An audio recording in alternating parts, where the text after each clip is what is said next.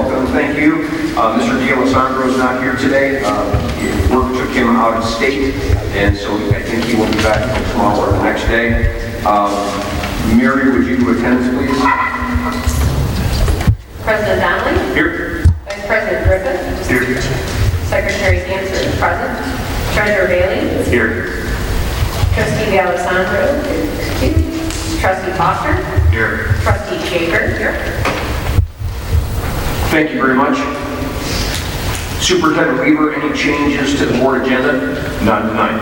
Our consent agenda includes the minutes of the May 24th special meeting, the minutes of the May 24th closed session meeting, May 2022 bills payable, the new hires that were in our packet and listed here before us. Looking for someone to put this motion on the floor, please. Chad? Move to approve the consent agenda as presented. Is there support? Eric, support? Discussion? All those in favor say aye. Aye. Aye. Opposed? Motion carries. We're on item number 4, pre-arranged request to address the board, and I think Mr. Pass, you're on board with the two of us, right? Yes. Yes, thank you. Well, first and foremost, I'd like to again welcome all of our retirees who are here this evening and congratulate them and wish them the best in their future endeavors.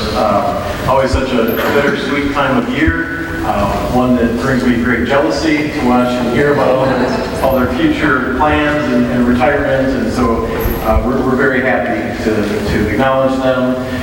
Combined years of service, we have over 263 years of service that is retiring from the district this year, and so we just so much appreciate all the service to the community and the number of years that they've been here, and certainly all that they've done. So we have 8 of our retirees that were able to make it this evening, and so I'd like to acknowledge them individually and ask them to make their way up. We have a certificate and some flowers for you. First is Peggy Chisholm, who worked in our business office and accounts payable. She has been an Oxford employee since 2000 and actually been enjoying retirement for a few months now. So congratulations.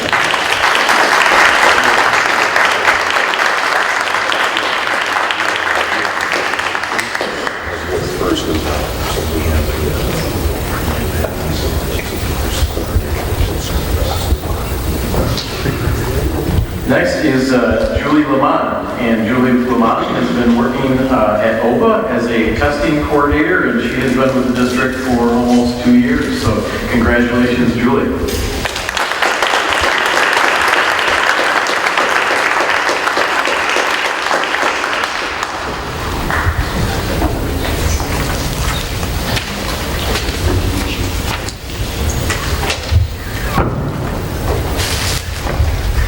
Next is Tony Laurio.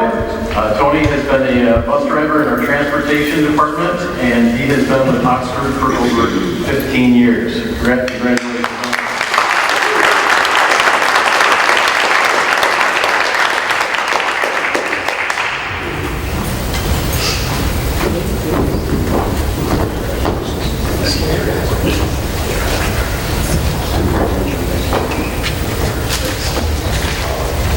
Next is Pam Lucarelli, and Pam has been a paraprofessional at Daniel Axford. She has been with the district for over 22 years. Congratulations.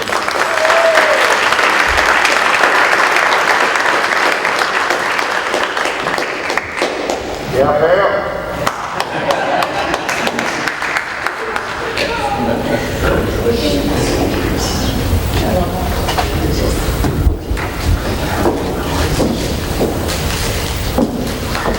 Next is Maria Magley, who is a bus driver at the transportation department, has been with Oxford Schools for over 36 years.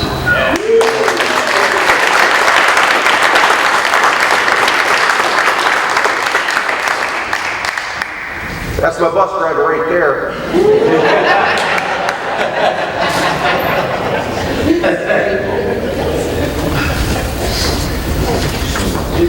Next is Gina Sambucci, and Gina is an English language arts teacher at Oxford High School.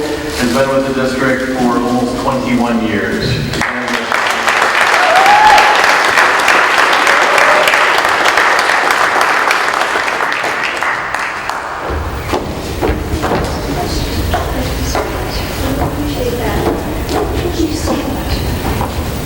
Next is Lisa Stars, and Lisa is a bus driver with the Transportation Department and has been with the district for almost 16 years.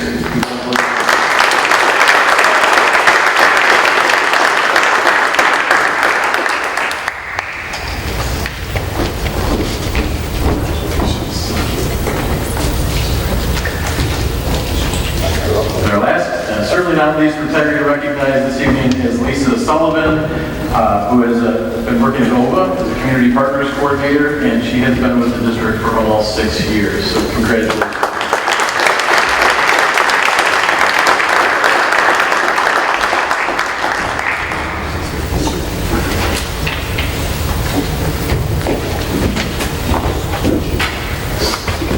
All right, congratulations to all of our retirees. Let's give one more big round of applause.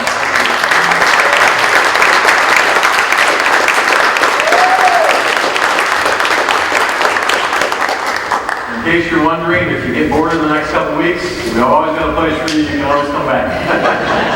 All right. Congratulations. Thank you. Thank you for all your service.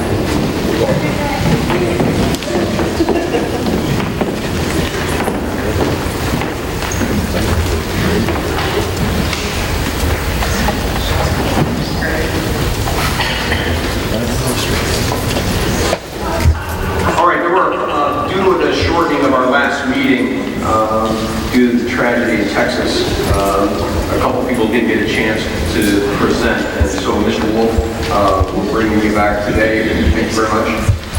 Thank you. This time around, it's not for me, correct? It's not for you. I just wanted to update the board on our student activities and projects that take place recently at the school. Our students held the second courtyard cleanup Saturday, June 4th. We had approximately 40 students complete our first courtyard cleanup back on Sunday, May 1st, and about 25 or so students total, most recently on Saturday, June 4th. We've had a ton of help and support from staff members in the building who assisted with our students. That includes Jessica Robbins, Lauren Jasinski, and Katie Getz. And they've been for quite a few months here meeting with students after school to help them brainstorm ideas, projects, and things. I will. From Florida. Well-deserved excitement. Yes. But those staff members have carved out a lot of time after school, just meeting with students, helping them brainstorm, sort out some of their plans, many of which are going to take additional time because they're great plans that involve working with outside folks outside of the district to help create some plans to honor our students. We've had, so far, students come up with and connect with outside groups to cut branches down from trees to make space and room in our courtyards, cut down trees that weren't healthy and really weren't going to make it, and the realization of if we want to have some ways to honor our students in the courtyard, well, we really have to clean it up first and create some space, clear landscape to be able to pull off some of the ideas that they're still working on right now. And our students have no doubt committed to that work for quite a few months now. Everything from removing mulch and border trim, old plants, pulling weeds. I mean, they really roll their sleeves up and have gotten dirty out there and put in a lot of hard work. And again, the courtyard cleanup is really just to set the stage for the additional ideas they have. We know there's going to be more freedom and future ideas to do in the future. And some ideas right now they have are student murals, some of the walls out of the courtyards, additional landscaping, mulching, potential flower garden, potential rock garden, benches, picnic tables, pergola, and some other ideas. So there's some substantial work that they're looking to put in. First, though, in these two courtyard cleanups, starting with clearing the space out to make room for that. Outside of the main entrance in the north side of the building, you may have noticed 4 cherry blossom trees were planted on Saturday, June 4th, same day as our second courtyard cleanup, and those were placed in and on campus to honor our 4 students who were taken from us. Many student groups have brainstormed this idea as far back as January. Hey, let's plant some trees to honor our students. That quickly became a pretty popular idea this winter and spring in some of these student group meetings that took place. One student, our 4th year OSEC senior Ryan Patterson, chose to turn this idea into his OSEC capstone project. And Ryan's detailed proposal took shape later this spring with the help from Matt Camperoni of Cartwright Lawn Care and Lawn Landscaping. Matt volunteered his time, his staff, his equipment on that Saturday to plant our 4 cherry blossom trees and lay down the beautiful landscaping as well. Matt was able to graciously receive the trees as a donation from David Solier of the Landscape Source, which is quite generous of him. And Matt also partnered with Don Nelson from J & Steel Company, who donated the impressive sign right out front that includes a quote, Ryan Patterson found, that other student groups adored. We also have Noah St. Juliana, younger brother of Hannah, who is wrapping up and has completed a piece of artwork that he'd like to place potentially out in our courtyards. And it's a beautifully painted, very large wooden flower that is to honor his older sister. It has the words written on the flower petals, "We rise by lifting others." And Noah is a 5th grader at OES, and this project was part of his 5th grade exhibition project. So Jeff Brown worked with him and some other staff members at OE, and we're excited to get that and put that up in a spot that he feels good about and our students also like. We also have a large, it's about 8 by 10 foot banner that we've received from Jostens, and that's the company that we work through for all of our senior graduation items, including our cap and gown, rings, things like that. And this banner is going to be hung this summer in the main gym. That's our Ian Smith Gymnasium. It has a large O on it with 4 hearts inside to honor our 4 students, and it includes our 4 students' names at the bottom of that large banner. We received it several weeks ago. There was an adjustment that needed to take place on the banner. We sent it back, and they quickly made a correction to that error and have sent it back. So we're excited to get that hung up in our main gym as we got some events that'll be coming in pretty soon here before too long this fall. And last but not least, we're working on recreating part of what's currently our restorative practice room near our main hallway for kids to have access to as an optional location for students who want to come and honor the lives of our 4 students that we lost. Students will be able to hang pictures and other symbols that represent our students, and we'll also have staff nearby for any support they may need when choosing to come down and visit this location.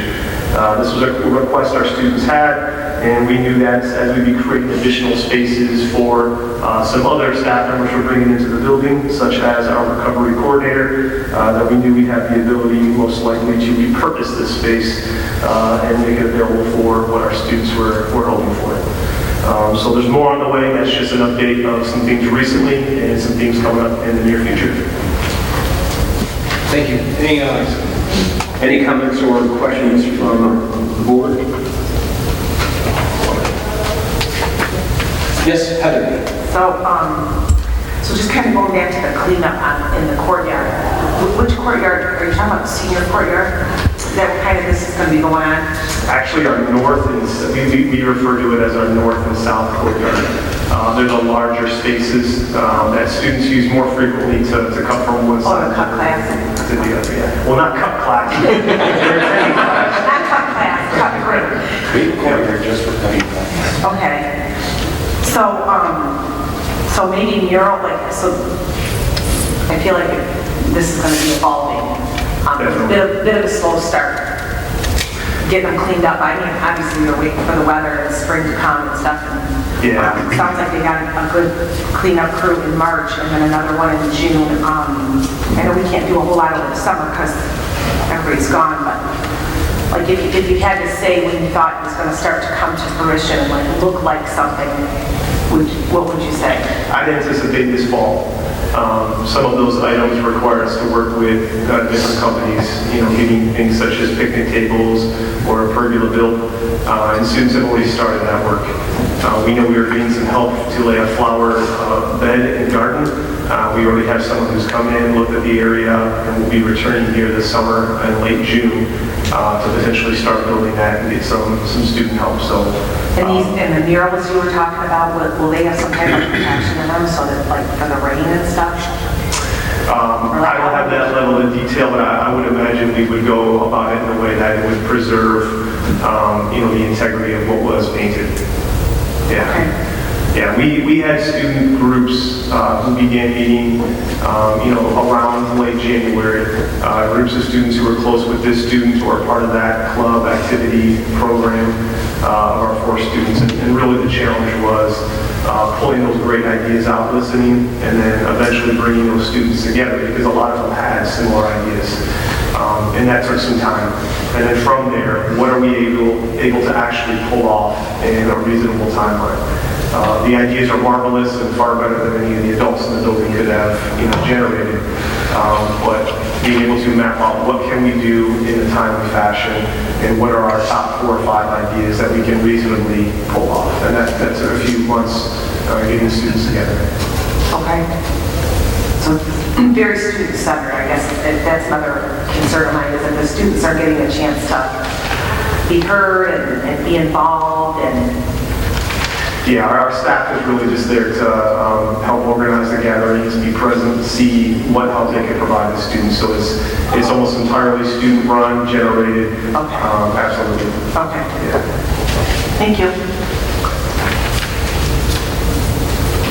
Thank you, sir. Another individual that was going to speak at our last meeting, but didn't, needs no introduction, but Mr. Gibbons.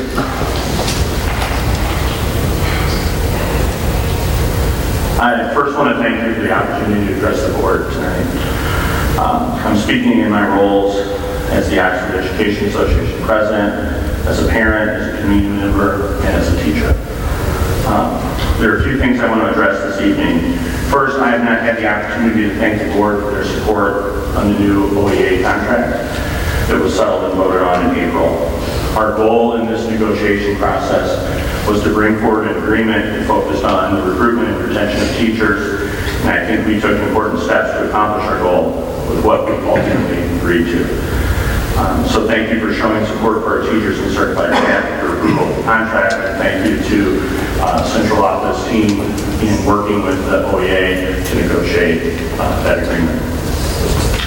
I next want to talk about concerns that I have with recent comments that have been made to the board during unscheduled audience participation. Specifically, some parents and community members have made comments regarding several controversial issues and have used blanket statements referring to teachers during those comments. For example, teachers feel this, or teachers think that, or teachers want this, or they want that. This has been upsetting to some of our staff, even those who may agree with some of the statements that have been made, and certainly those who disagree with those same statements. My role as OEA president is to be a spokesperson for teachers' issues, and right now, I don't even feel comfortable or knowledgeable enough to make blanket statements about our teaching staff and what they think or feel.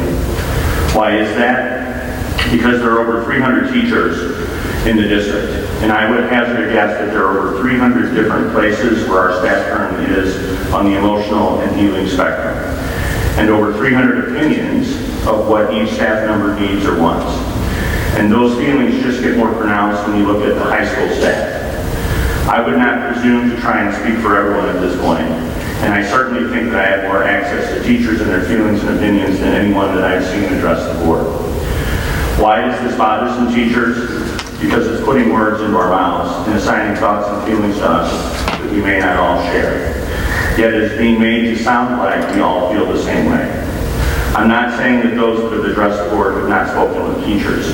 I'm sure they have. But there's a significant difference from saying the teachers that I have spoken to feel a certain way versus making a blanket statement about how teachers feel. It's a distinction that teachers that I have spoken with are concerned has not been made. Knowing that the difference would certainly change the tone and tenor of comments that have been made before. As a parent, I can say with certainty that this is also true of students. It has been consistently implied, either indirectly or in some cases directly, that all students feel a certain way. This is simply not the case.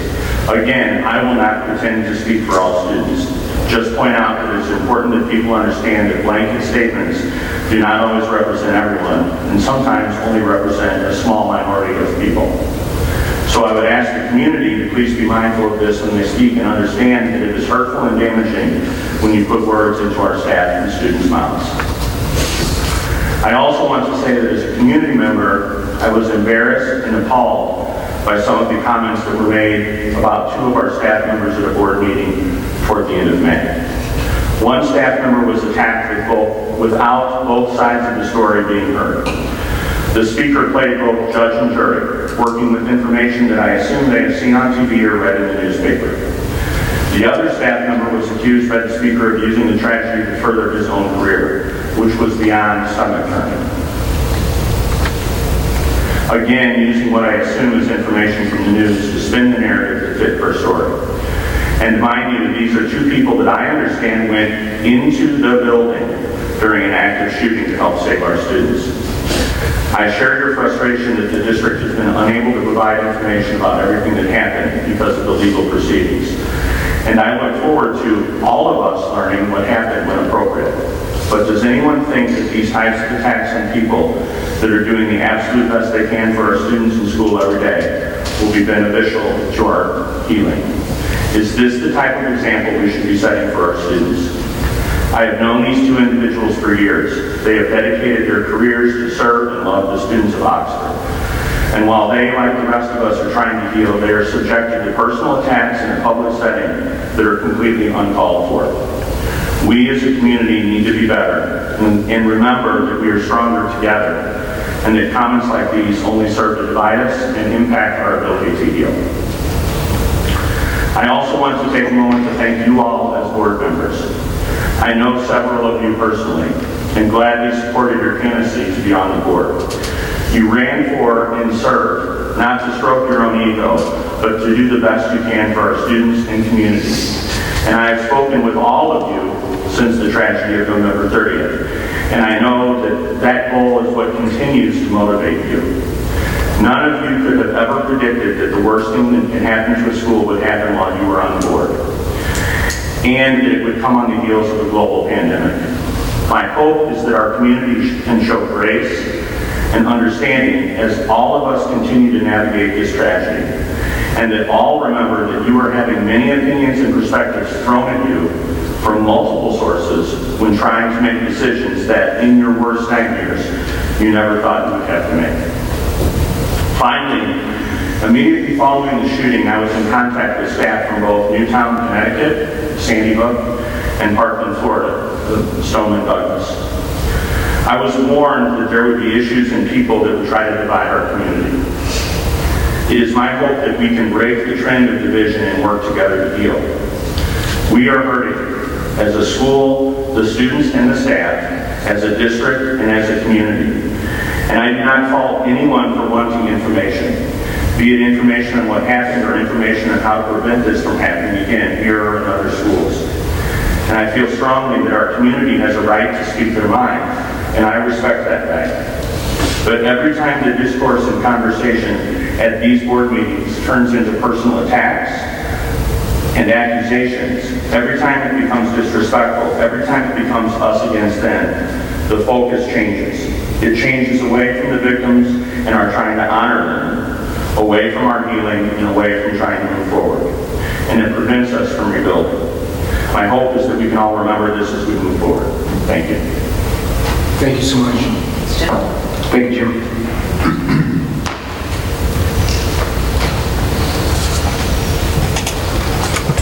Jill, we have some individuals from Graduation Alliance. I'm hoping that one of them joined us this evening. We have 3 graduates to announce through our Graduation Alliance. Recovery Program, Stephanie Schwartz, Jordan Quinn, and Jacob Rowland. Jacob, are you here with us tonight? Jacob was not able to join us tonight. I heard he was coming, but so you know, that makes 40 graduates through our Graduation Alliance program since its inception in 2019. 2019? Yes. Fantastic. That's it for tonight. Thank you so much. Fantastic. Angela, I'll get these to you.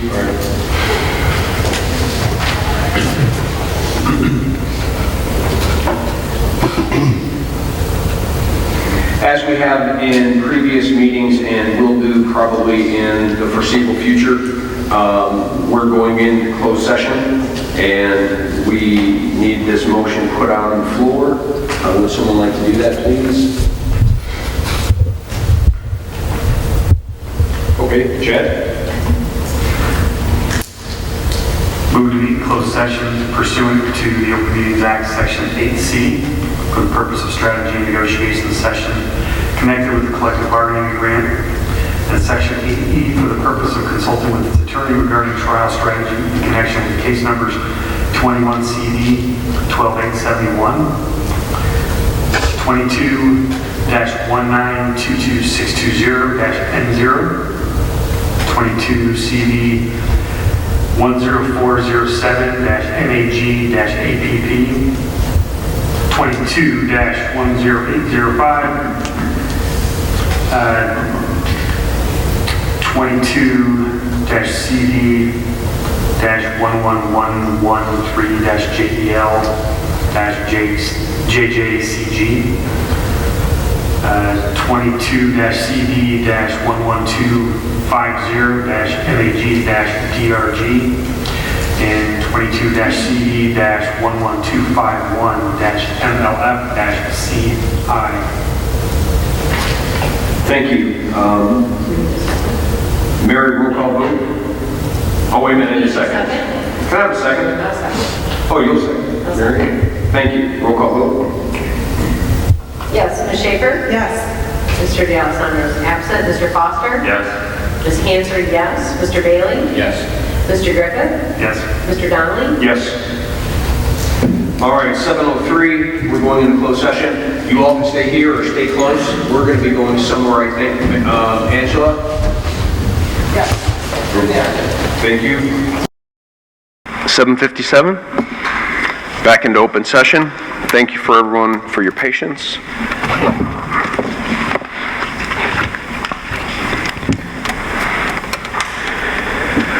All right, everyone, we are in number 5, letter C, 2022-2023 Board of Education meeting schedule. I think the one change that's been made since we first put it out was we had a meeting in November that was on election day, and we've moved that. And so that's the one change that that would be on that schedule. Would someone like to put that motion on the floor, please? Eric? Move to approve the 2022-23 Oxford Community School Board of Education meeting schedule as presented. Thank you. Support? Corey, support? Discussion? Seeing none, all those in favor say aye. Aye. Opposed? Motion carries. There was a couple resolutions that I think we were going to address in the last meeting, but they are before us today. The first is Let Michigan Kids Learn voucher discussion. Board members, you have not that. You should have two different ones. The original one that is titled Resolution Opposing Let Michigan Kids Learn Voucher Initiative. The other one has the same language, but then at the end says let the voters decide. It's a rewrite of the same one, along with the emphasis that at least put it on a ballot so that it can be voted upon. And so the goal was, as we typically do, that we would review a resolution and discuss a resolution and then possibly vote on it in the next meeting, or if you feel strongly enough, we can turn it into a motion, and we can do it in today's. So it's written as such, is that we would discuss it today and see what you might want to do. So would anybody like to open up the discussion on the resolution, which is probably one of the first ones I've had since being on the board, which is an opposition resolution. We do not want to do what they're petitioning to do. And if you recall, House, Senate voted on something, it was vetoed. Now there's a collection of signatures, and if a certain number of signatures get collected, it could be put into law. And there's many people in our community who are saying, no, if it goes that far, let us vote on it, and let's see what the people of the state of Michigan say. Mary? Thank you, President Donnelly. I'd be happy to give a little bit of background on these Senate bills and the ballot initiative. So the House bills and the Senate bills were passed on partisan lines. They were sent to the governor, who vetoed both of them. These bills are tie-barred, which means they have to, they're either both of them pass or neither of them pass in each house. These bills were written to establish a student opportunity scholarships is what they were called. They would establish a scholarship granting organization, which would be a 501c3, where people could, Michigan taxpayers could put money into this fund that would be managed by this scholarship granting organization, and then people at certain income guidelines or certain types of students could apply to these student or scholarship granting organizations for some of those funds to pay for, it could be for supplies, it could be for tutoring, it could be for private schools, private schooling. Well, the Constitution of the state of Michigan states that public funds are not to be spent on private schools. It is in the resolution. So that's the biggest problem with that. What makes these 501c3s different than giving a donation to any other group that might be doing the same types of thing is that these bills and subsequently this ballot initiative asks for the state to establish these, that the donations would be not to be, I'm sorry, let me go back, and then I want to be sure that I have the wording correct. They would be tax credits as opposed to tax deductions. So as the donations to these scholarship granting organizations would be deducted from your tax, the tax payable, as opposed to being deducted from your income, which makes a huge difference when it comes to the money that comes to the state, which pays for schools. Our foundation allowance comes from the state out of this tax money. So instead of writing off a percentage of the donation, this would have people being able to deduct from their tax due the amount that they donated. This would be up to, it doesn't have a limit per person. There is an aggregate limit of $500 million written into the bill. So people have to actually apply to get into, to make a donation, because it all has to be balanced within, it's all very complicated. But basically what this is a way to use public funds for private education. and that is why there is such opposition to it. MASB, the unions oppose it. It takes a whole lot of money away from public schools, and that's why public school districts oppose it, because it takes away money from our schools that by law is not to be spent on private education. So really when we're opposing this, what we're saying is we need to follow what the Constitution says, not go around it in some way and put different words in so that you can use public funds for a private education. Some of the differences between the two resolutions, the first one that we received, that one came from MASB, but there were some changes that were made by the folks out in West Bloomfield to keep it focused on what it is we are opposed to, which is we're opposed to redirecting public school dollars to private schools. The Constitution of Michigan states, no public monies or property shall be appropriated or paid or any public credit utilized by the legislature, which means by making laws, or any other political subdivision or agency, or the state directly or indirectly, to aid or maintain any private, denominational, or other non-public pre-elementary, elementary, or secondary school. So the governor vetoed these bills, and then this group came out and said they were going to put it out as a ballot initiative. Now, a ballot initiative isn't always what it sounds like, because, and by the way, it won't be on the ballot because they missed their signatures on the June 1st date.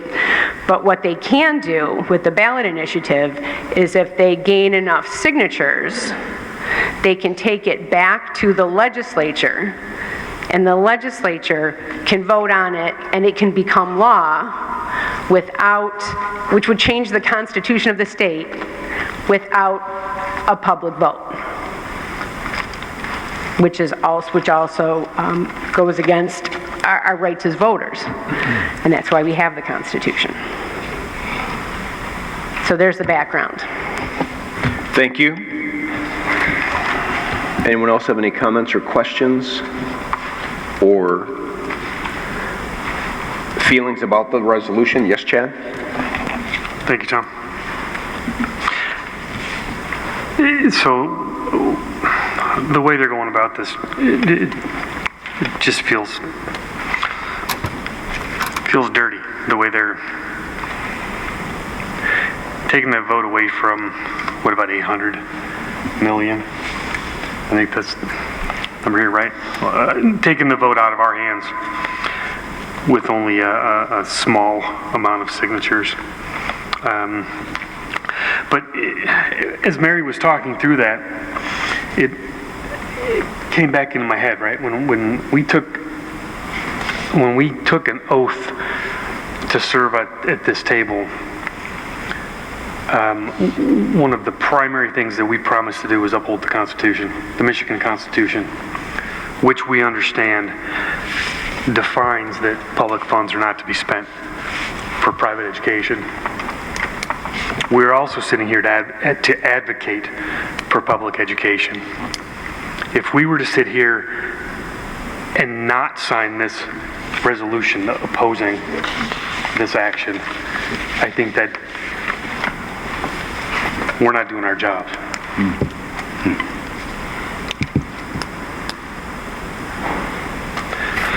That's just my vote right there. Thank you. Anyone else have any strong feelings or thoughts? Would you like to have a week to think about it? We've got a meeting coming up that we can choose to... I think voting on resolutions at the time that they're presented is not good. Okay. It's just not good for business practice. I think you should always get the information and think on it and come up with questions. If you had, by the way, Mary, that was a great explanation. Thank you. The whole procedure is very complicated, so I hope it made sense. I did try and read up on it, but I got to admit I got kind of lost.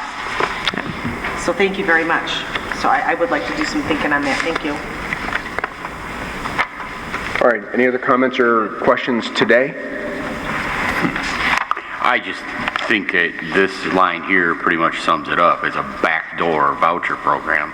It just says they're not going about it the right way. Tried to sneak something in, so. But yeah, let's take a week, think about it. Yeah. Very good. Very good. So everyone, let's study up, and we will either agree to, how about this? Sometime, maybe by the end of this week, let me know what your druthers are, how you're feeling, kind of in a poll way, and then I can work with Angela to create a motion in preparation for next meeting, as well as looking at the two different resolutions. Which language do you like the best? Like, in particular, I like the one that West Bloomfield did, but I would like to hear that from all of you, and then I'll have her draft the motion in that way. Does that make sense? So just get back to me on that. All right, thank you. We move on to the secure storage resolution that you also have before you. We actually heard about this some time ago, and it's back before us. There's a draft school board secure storage resolution that you have before you. Again, any strong comments, any questions, anything that you would like to say now? And again, if you choose, we can just discuss some things now, and we can put this, as Heather said, to a motion in our next meeting. But anybody have any comments or questions that you'd like to share with your other board members? Yes, Corey? Yeah, I think this one's important enough, and in my opinion, it's a no-brainer. We lock up everything else we own, our cars, our house, our cell phones. Why wouldn't we? This one, I'd say let's move on it. Chad? Yeah, Corey, actually, I don't disagree. Besides reading through this, understanding what it's saying, I feel very strongly about this, and I know, as evidence from emails that we've heard from the community, the events that took place this Saturday, I think it's very clear that a large group of our community wants this in place as well.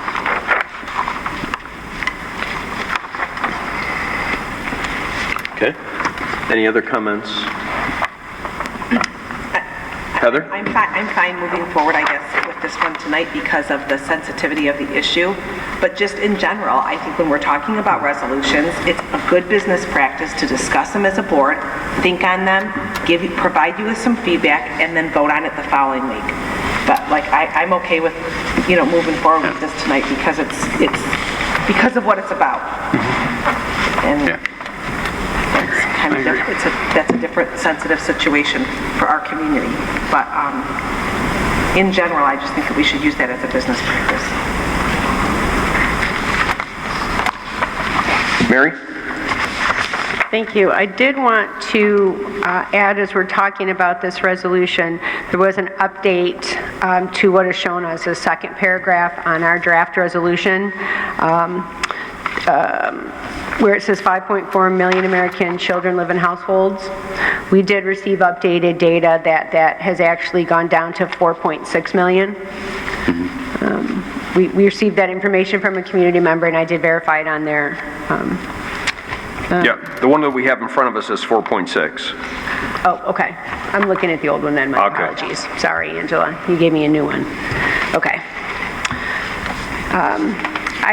I also would like to, if we're looking at this as is, what I'd like to add, I'm sorry, unless we did somewhere else, is at the beginning of the resolution is why we're doing this here in Oxford, something to the effect of the safety and well-being of our students is our top priority, something to that effect. Because this is why this is important, because our students are important, our community is important. So I would just like to add something if we're looking at this as if we could add a paragraph to it. A whereas? Or A whereas, the safety and well-being of our students, teachers, and staff is a top priority in Oxford Community Schools. that's not done in the second whereas from the bottom? Is it at the bottom? I've gone Keeping back and students, forth on my teachers, and apologies. staff safe from threat of gun violence should be the responsibility of all adult stakeholders at each of our school sites. I do think that, well, I do think that's, I just thought that, I saw that as different. Yeah, I did see that one. Because this talks about it should be the responsibility of all stakeholders. I was just adding, talking about it at the beginning, just to say that security is our, the safety of our students and staff is our top priority. All right, well, if we're going to put that motion on the floor today, then begin to draft that whereas, because we need to add it. Because I do have that actually. And I can say, so my suggestion would be to put in our first whereas the safety and well-being of our students, teachers, and staff is a top priority at Oxford Community Schools.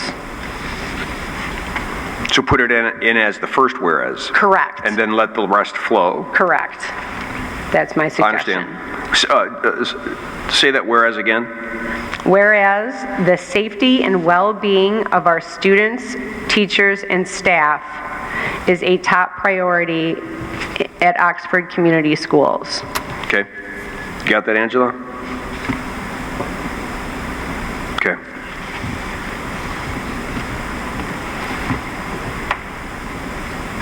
Any other modifications or changes to this? Because we're going to have to turn this into a motion.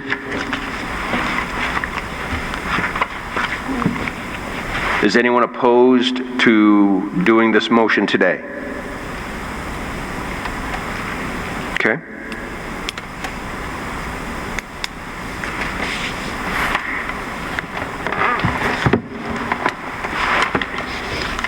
Drafting the motion. Moved to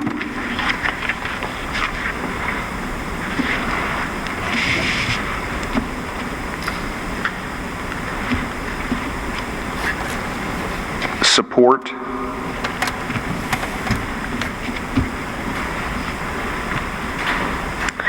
the secure storage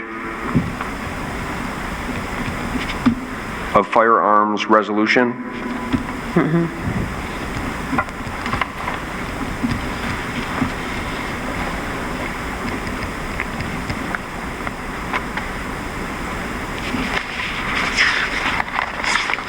As presented.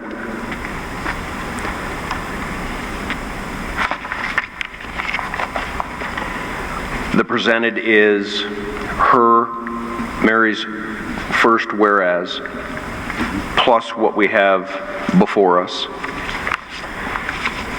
The therefores or the resolves, for those of you who don't have them, after all the whereases, the resolved that the board directs the superintendent and staff to update the student handbook to include information about the secure storage firearms.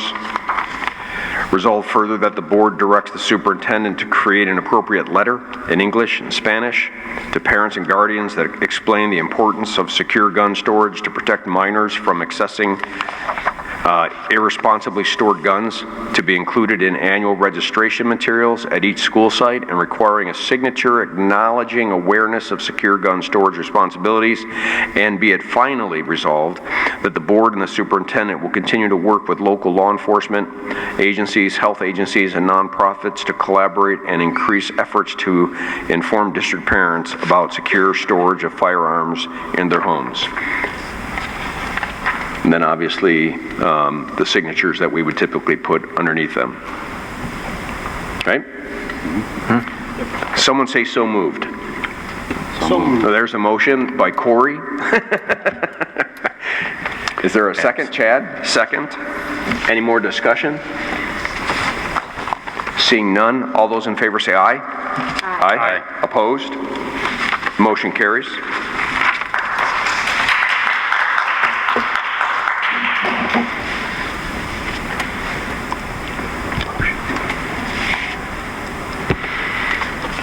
Thank you for being nimble and working on that one, everyone. We move on to F, which is board member committees. Heather requested that this be brought up kind of in a discussion. We've had discussions about committees that are formed, committees that may be formed as Superintendent Weaver rolls out his 3-year plan, and what is the role of board members in these committees, which ones can they get involved in, which ones ought they maybe not get involved in. I think that, Heather, that was kind of the basis of the discussion that you wanted, but I'll hand the floor over to you for a second. So this is something I brought up quite some time ago, even with Tim, but many other school districts have board members on committees such as curriculum, security and safety, maybe possibly even a community liaison or community relations committees. They have, I don't want to say hands-on involvement like in the weeds type of thing, but they have been involved, and that's just part of their work sessions that they do. And we have never done that here at Oxford. And then when we had our MASB training a couple of months ago, we discussed it, if you guys remember. And he suggested and agreed that yes, most boards have working committees that include board members, at least, there, so that they have a better pulse on what's going on. I think especially in light of what's gone on these last couple months, it would have been beneficial for many reasons, communication, the primary, for us to have been more involved in those areas, as we have all been playing a lot of catch up on finding information out, and that is not really our role. We shouldn't be catching up on finding information out. We should be knowing that information, and I just really feel that would, going forward, that would be a step in the right direction. And I've emailed you guys about it and text, and so I finally asked for it to be on the agenda so that it can be discussed in public, so that people can know that that this is what some of us want, including, which is the next agenda item, the memorial committee. All of a sudden that all of a sudden has 3 board members on it, and the other areas we haven't been able to get 1 board member. I find that frustrating. So I wanted to talk about that and see how the rest of you felt collectively while we're here together. Maybe I'm the only one that feels this way, I don't know. Mary? Thank you. Thank you, Heather. I have been talking to some board members from other areas about the committees that they participate with, and things that they do outside of the board. Separate from a committee, I'm interested in being also knowing more of what's going on in some of the individual buildings, seeing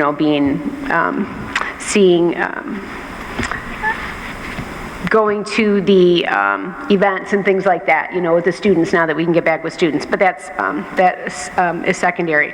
So in talking with some other board members, what I found with their committees is that they participate with is that they often are there just to gain more information and delve further into some things that maybe the whole board is not interested in hearing about, whether it's the budget or the curriculum, though I think our folks do a good job of sharing with us and giving us time to ask questions about those things. I just want to be really careful if we're going to be involved with committees that are part of the day-to-day operations, that we're not involved. That makes me uncomfortable saying that we're involved, because as a board member, I'm not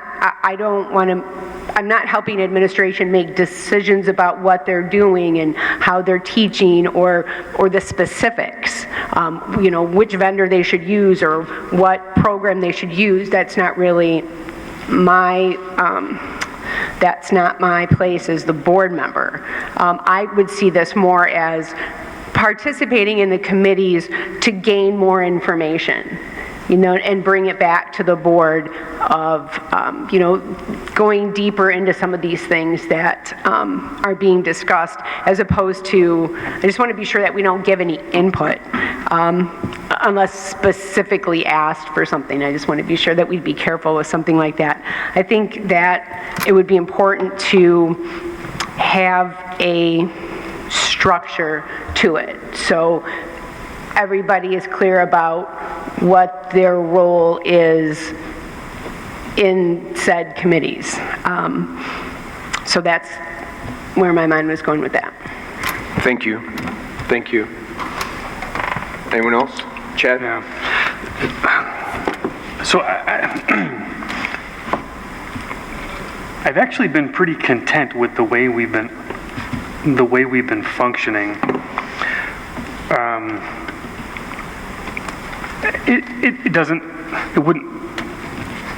I wouldn't have any concern being on additional committees, but I have felt comfortable getting the reports from administration. I feel comfortable going back to administration with whatever questions come up. So I don't know that, I don't know, I guess I'm not sure. Maybe I need to think through it a little bit more to really understand what the benefit would be, at least for me. If we did go this route and we had board members seated on these committees, I guess in my mind, kind of what you were saying, Mary, there to listen and absorb, but then turn that information around and report back out to the board, to the rest of us, to be aware of what's going on there. But again, I guess, from where I'm sitting, I'm comfortable the relationship that we've got with administration. I guess it doesn't really bother me all that much. The other thing that I wanted to mention, though, on the memorial committee specifically, we had decided, I think this was in our last meeting, if I remember right, that 3 of us would come together to build a framework around what this committee would look like. And then once we're at a point where we can start pulling the community in, then we would take the board members on that committee would come back and reassess our actual role. We wouldn't, the plan is, the way I'm understanding it, the plan is not that we remain on that committee, active members of that committee, or even voting members of that committee as it moves forward. That we at least come together now, put that framework together, and really get a firm foundation under us. The latter I would agree with. I mean, if you recall at our last meeting, there was some division on the board as to should any board members be on there at all, or is it necessary to have some board members on there to begin with? And we compromised with, yes, at the beginning, build the framework, get it rolling, and then maybe in the fall, we're looking at pulling all or at least 2 away and letting one be ex officio, right? Who's just a listener, right? No differently. One of the keys I think is that's really important, that is, what is our role even if we end up on a committee? When one of us is sitting on a committee and we speak, are we speaking for the other 6 people on the board when we speak? To them we are, because we're board members. We're not just anybody. We're board members who are going to end up voting on the things that are going to be coming out of those committees. So one of the things, if we're going to start getting more active, one of the things we better have is clear definition of what our role is in those committees. Because, or else we're going to end up in meetings like this saying, well, you weren't speaking for me, right? I mean, and we can't have that. We can't have that. Secondly, from their perspective, Imagine some teachers and some administrators in a room and a board member, or let's say I'm on there as the president, and say, well, I think this. Every one of them is going to go, I guess we got to do that now, right? We got to avoid that type of manipulation, or not even non-intended manipulation, because of our presence. A concern I have is many of the boards, many of this school district's committees meet during the day. Why? Because that's when they work, and they are the committee. Curriculum committee, right? Accounting or finance committee, they meet during the day. And so are they going to have to change their schedules because you want to be on the curriculum committee, but you don't get off work until 6, right? So we gotta, I think somehow, I don't know if we need a little subcommittee of our own to start defining this before we raise it out. But the one thing I want you to realize is that I've always thought it would be driven by need. So recently, safety obviously being one of the largest things that we've done, going from COVID to the horrific shooting, to have someone like Heather or Corey or somebody on that committee is simply there to, on our behalf, listen, you're going to be, so much information is pouring out of that, and you're a liaison to say, yes, I was in that meeting, and I heard, and that's what was said, and that was discussed. It's almost as if you're a witness, affirming. But then, when that levels off, and maybe safety isn't a bigger thing, but curriculum is, or that's levels off and it's something else, that it would be, to me, not that it's always we're on every committee, but maybe the need is what drives whether a board member should be on the committee. And hence I'm sensing some different views on how that should be. And I'm wondering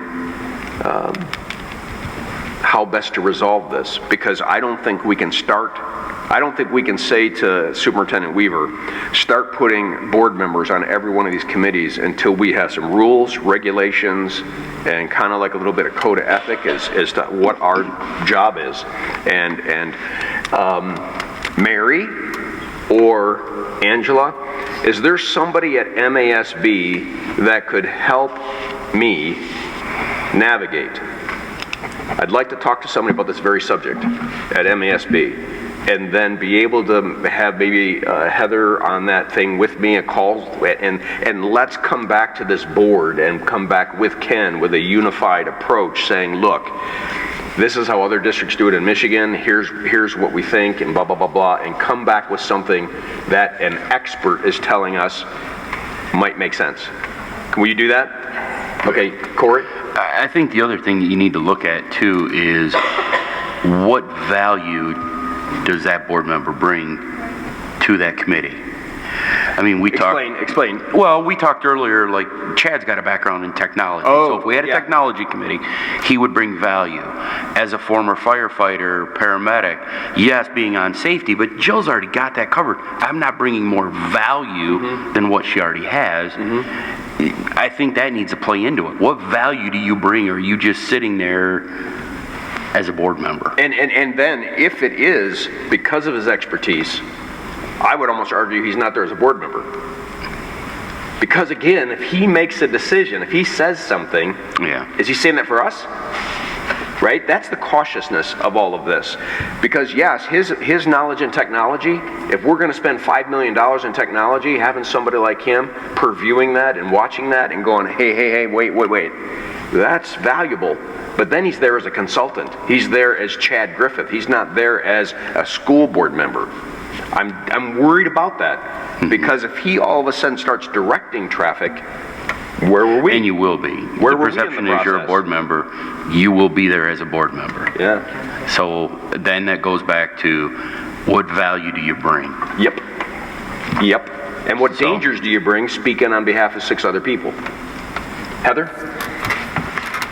So I just wanted to circle back around, and to me the value comes back again to the communication piece. I'm not talking about us sitting in as and necessarily participating, And I'm not talking about doing it after hours. I'm talking about on a voluntarily basis of board members who can attend meetings that they're interested in going to during the day in a selected amount of areas.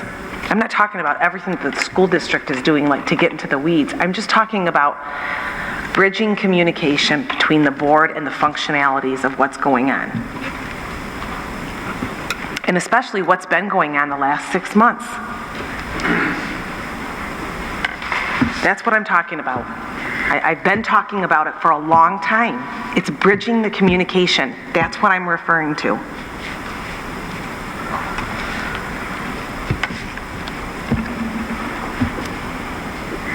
Appreciate that distinction. So one of the things with that, again, bridging it to who and with whom. Because if Jill is in charge of safety, does she no longer have to give us an update because someone on the safety committee is going to give us an update who's on the board? What if the information we get from the board member isn't exactly what Jill thought happened? We paid Jill to do a job and she needs to give us the updates. She communicates to us, and by doing so, she communicates to the community. My presence on that committee helps me to communicate with whom. It helps you to have knowledge as the board member to know about the general information and the security of what is going on in our district and be able to communicate it back to the board if questions arise and just kind of be that go-to person on the board, kind of an in-between necessarily. Okay, I see where you're going. I asked for years to come to the security meetings that were the biannual ones. I finally invited myself last time. Okay. All right. Yes, ma'am? Huh? I did have another comment on that. So I also have a concern with, I can bring back information from MASB and OCSBA and share that with the board, but when it's here in our district, I don't want to be interpreting information from administration through my own filters to bring it back to the board. That's why we have the presentations that we have. That's why folks spend the time coming up here and telling us these things, and Sam's going to spend all this time telling us about the budget, and we have time to ask those questions. I don't want to sit on the committee meeting, come back here and tell the board what I heard, because then it's up to me. What if I misstate something and I've just given information to the board that's incorrect? Now administration's going to circle around behind me to correct it for all of you. Okay. So I'm a little concerned about us playing a role like that. Right. And I see Eric has his hand up. Eric? So I think we're overcomplicating it. So maybe it's just as simple as, if we have a board member that has interest in some of these areas, they should be able to sit in on it and just listen, right? That's all we're saying is just listen. Don't participate. Right. Don't give your opinion.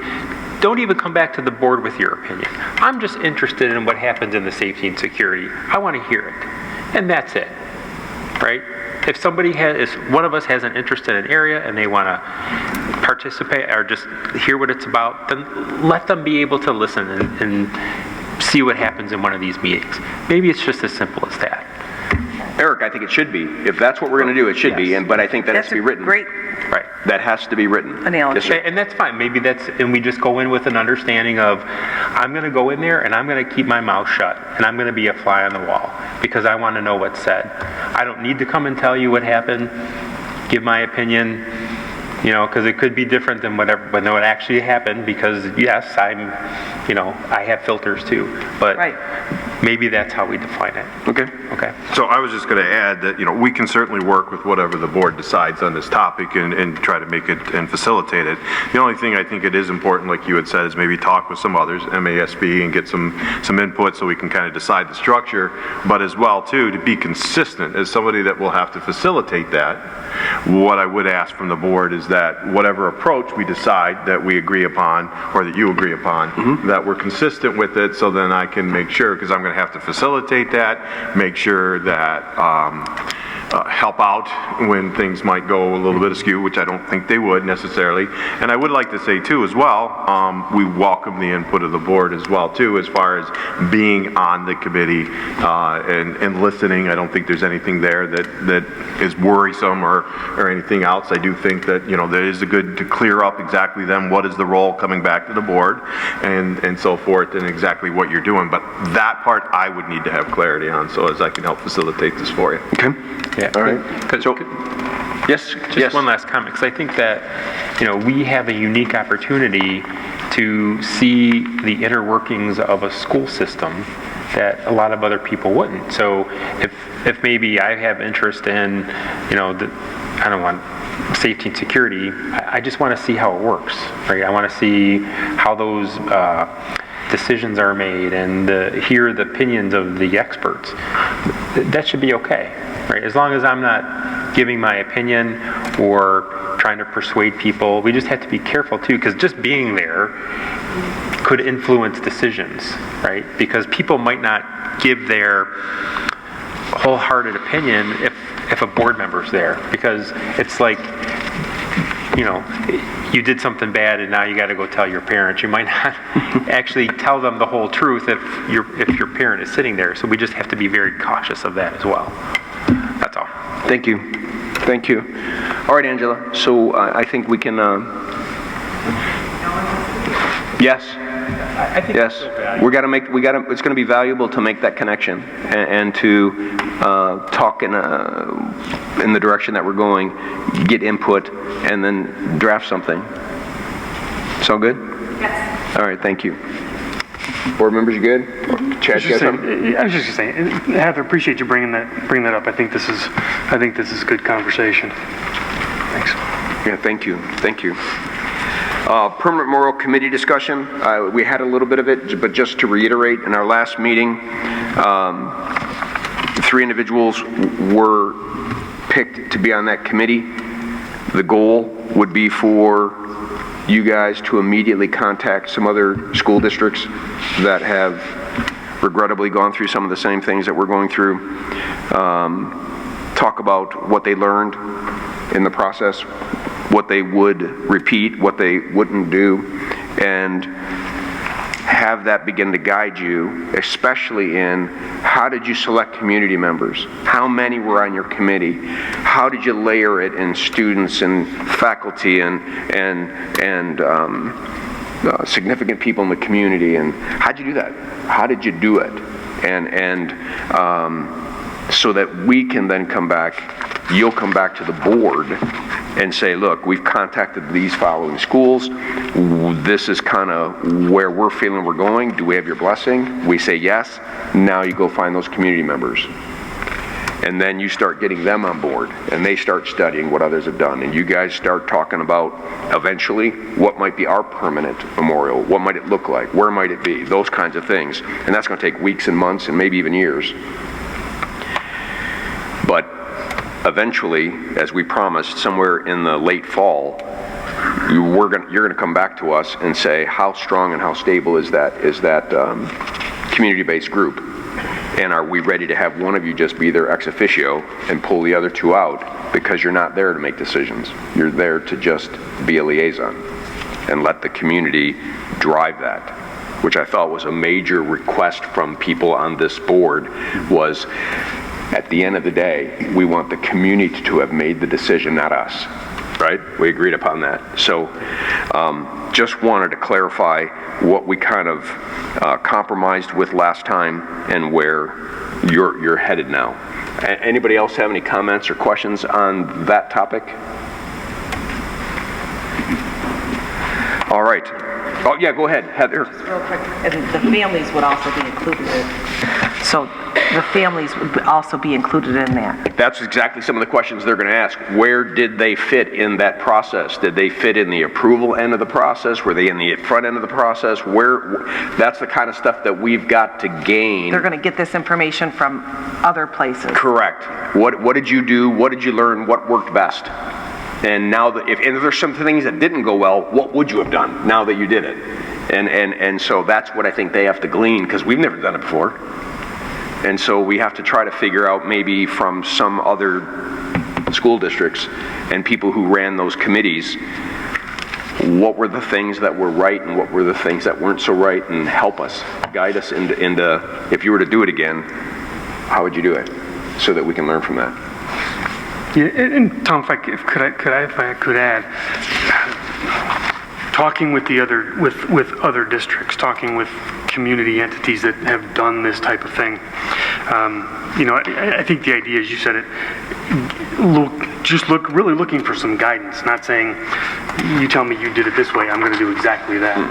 The idea is, let's learn from these other districts, other communities that have gone through something like this, and figure out how Oxford can fit into that. How do we take what they've learned and make it work for us? That's it. Yeah. That's it. Well, and we've got to, what is her name? Our recovery coordinator that we just hired. She might have some really good insight for you guys too, to keep you on track. Yeah. With her, if I remember her resume. Yeah, she's in your packet as well, Laura. Good thought. Good. Yeah. Good thought. Thank you. All right, anything else? Mr. Weaver, points of pride? Yeah, I've got quite a few, but I'll try to go somewhat quickly through them. Points of pride throughout the district. OELC is getting ready to start summer camp. 250 campers from infants to 12 years of age. This is an increase of 25% more students from last year. I think you're going to see a little bit of a theme as you go through here that some of the in-person activities are starting to return, as well as the participation. Transportation wanted you to know that on June 9th, the MAPT Electric School Bus Project, along with EPA Region 5, hosted an informational webinar to assist school districts in the region who are applying for federal rebates offered through the EPA's Clean School Bus Program. I imagine it has to do with the electric buses. Technician Mark Hildebrand, bus driver Lee Rogers, and Transportation Director Ann Whedon, along with 4 of the other MAPT Electric School Bus Districts, presented on real-life experiences living with the electric school bus over the last 2.5 years. It was a great success, and if we're able to help other school districts make the decision to apply for the rebate funds, our work over the last 5 years has paid off, Ms. Whedon says. So it's been a successful program so far. Now that the students and staff are out of the buildings, the custodial and facility staff will be able to work in the buildings and prepare them for the new school year. That always kicks in right as soon as the students and staff are out of the building. And the facility staff is also cutting the grass at Drainer Road this summer, which is quite a project. That is a big piece of land. In the past week at OMS, Oxford Middle School has returned to in-person honors nights and also end-of-the-year field trips. 6th, 7th, and 8th graders enjoyed trips to the Legacy Center, Oakland Yard, and Cedar Point for the first time in 3 years. So that was fantastic. At Bridges, students did an amazing job during Maymester service learning. They had students who have, they got several students who have significant anxiety issues and so forth. And this was a huge win by having them present their individual defenses. And if you ever get a chance to go over and view this or help out with the Maymester service learning projects, it's a great experience. The kids do a great job with the service learning, as well as then they have to present on it. And it's a great opportunity for these struggling students to sometimes to get up there and they just come through and are rock stars. They do a great job and present, and it's a lot of fun and exciting to see. I've done it several times. OVA graduation, 61 graduates walked across the stage. I believe this is like their largest group. And Amy Weghorst organized a neighborhood book drive for the OVA students at the Deru Wahi site in Detroit.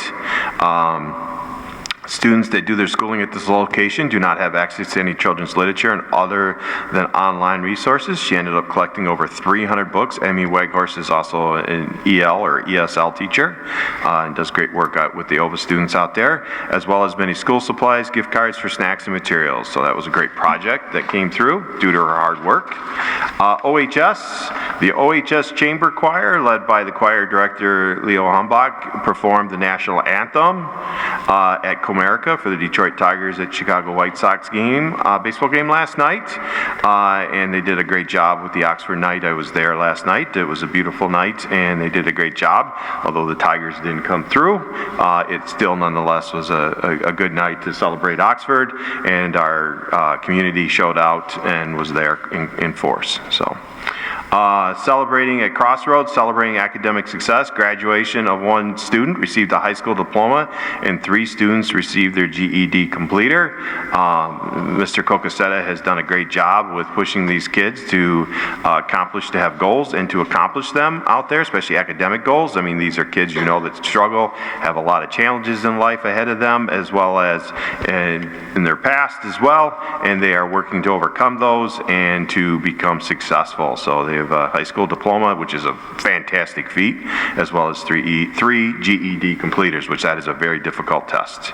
Nutrition Services is offering a free summer feeding program again this year. It's open to the public Monday through Friday, starting June 13th and through August 12th, and will be available at both OES and Lakeville Elementary School. Breakfast will be served from 8 to 9:30 and lunch from 11 to 12:30. The meals are free to children up to 0 to 18 years old, and these meals may be enjoyed on site and are not available to be carried out, and adults are welcome to purchase a meal for $5.25, so it's a great deal. And they got great food through Nutrition Services. Leonard Elementary received rave reviews from IB's reauthorization team this spring and earning their reauthorization. DA ended the school year taking steps back to normalcy. Students engaged in field day, went on field trips, and participated in school assemblies. Clear Lake ended the year, field trips for all grade levels, field day, 5th grade camp, and hosting parents again for big events such as exhibition and 5th grade celebration. OES had several things as far as exhibition field day as well too, but also had Circus Among Us. That was a great activity. I believe I sent you some photos of that. The kids were just crazy, enjoying it. It was great to attend in person and to hear. A matter of fact, I had to leave, go home, take care of something, and then I came back again and spent the rest of the afternoon there. It was great to see. It was fantastic to be involved and watch the kids participate and just scream and holler and be positive with each other. And then at Lakeville completed a very successful IB self-study process. The last day of school pause assembly where many students were honored for being reflective learners as well too. So that's some of the points of pride across the district, and happy to share. Thank you so much. I'm glad we're doing that each meeting. It's just good to get caught up with all the positive stuff that's happening. Thank you. All right, we are moving on to 6, curriculum instruction. Mrs. Anita Collins, let's see, review the purchase of equipment for radio, television, broadcasting technology program at Oxford High School. Is there something you want to present before that we make this motion? No, actually, I'm going to take care of it. It's just under her name, but it's really, you can see the items, I believe, in your packet. This is Apple computers. They are sole source providers. We don't really have a lot of options, and we need these computers. They meet the specifications that we need. As you know, in like many of the graphic arts or theater or radio television, a lot of that is dependent on certain brands and certain types, and Apple being one of those that is well known in that community as delivering the goods. And so this is to replace, we will be using CTE funds to do this. We have all of our labs on like a 5-year, 6 years roughly cycle for replacement, and Mrs. Butts is on top of that. So. All right. Someone put this motion on the floor and we can discuss. Go ahead, Chad. Move to approve the purchase, move to approve to purchase equipment and accessories from Apple Store for Education Institution for the Radio, Television, and Broadcasting Technology program at Oxford High School for the total amount of $56,394. Thank you. Is there support? Corey, support? Discussion. A quick question. Mr. Reaver, you said these are CTE funds? Yes, Mrs. Butts, part of the added cost funds that we get, we use that to replace the labs on a cycle, usually about 5 years. Thank you. Anything else? Seeing nothing, all in favor say aye. Aye. Aye. Opposed? Motion carries. Mr. Barna, Finance and Maintenance.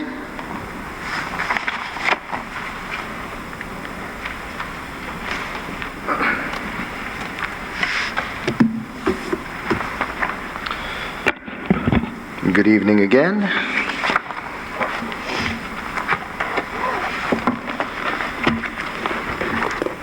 So what you have in your board packet, obviously, and what we have in front of you for the audience, this is the final amended budget for the current fiscal year, current school year. That is dictated in the column G, highlighted in blue, and then obviously our proposed budget for next year, which is highlighted in yellow. As a reminder, I know I do this every year, twice a year, I want to remind everyone that we sort all of our revenues and expenditures by function, and that little key to what's in those high-level functions are here up in the key as you see up here on the right. So please refer to that if you'd like a little bit further detail as to what is in those categories. Going back to the budget itself, and specifically the state aid foundation allowance per pupil. Sam, can you make it a little bigger as far Sure. Just let me know. Is that good, or you want a little bit bigger? No, that's probably pretty good. Okay. So the first row, again, goes to our state aid per pupil assumption. Right now, there's obviously varying degrees of funding that are out there from the state. Obviously, the House, the Senate, as well as the governor are all out there with specific dollar amounts. They have yet to come to an agreement. We are taking a stance that it will be a $400 at the minimum per pupil foundation allowance for next year. The governor, I believe, put out $435. I believe the Senate put out $450, and the House put out $300. And so many districts are just basically just taking a good educated guess, and again, for us, it's a $400 amount. Moving forward with that, looking at the enrollment, we are basically assuming a flat enrollment for next school year. And so the sheer increase from the $400 times our enrollment, or FTE for students, gets us right around a $2.8 million increase, and then that amount is shown under state revenue here. We have some other small amounts that are increased. It's not just the foundation allowance, there's categoricals that are within that state revenue source, and so that's why you see the revenue is increased year over year as an estimate by over $3 million. Also within this revenue figure, you do see that there's an increase of federal funds. If you look at, again, $5.6 million approximately of federal funds as a final amended budget this year, a slight increase next year, $5.749, and just a little bit of notes in regards to that. The federal funds specifically, 68% of those federal funds, both this year and specifically this is referring to next year, $3.8 million is attributed to specifically one-time ESSER 2 and ESSER 3 funding. That consists, that $3.8 million of ESSER 2 and ESSER 3 consists of $1.4 million of equipment, and then recurring costs after next year of $2.4 million of salaries and benefits associated to individuals that we are funding in the district with those one-time COVID-related funds. So I want to be very specific that, again, we have baked into our budget, again, the revenue, but we have the expense, and most of that expense is, again, recurring even after the one-time funds are gone.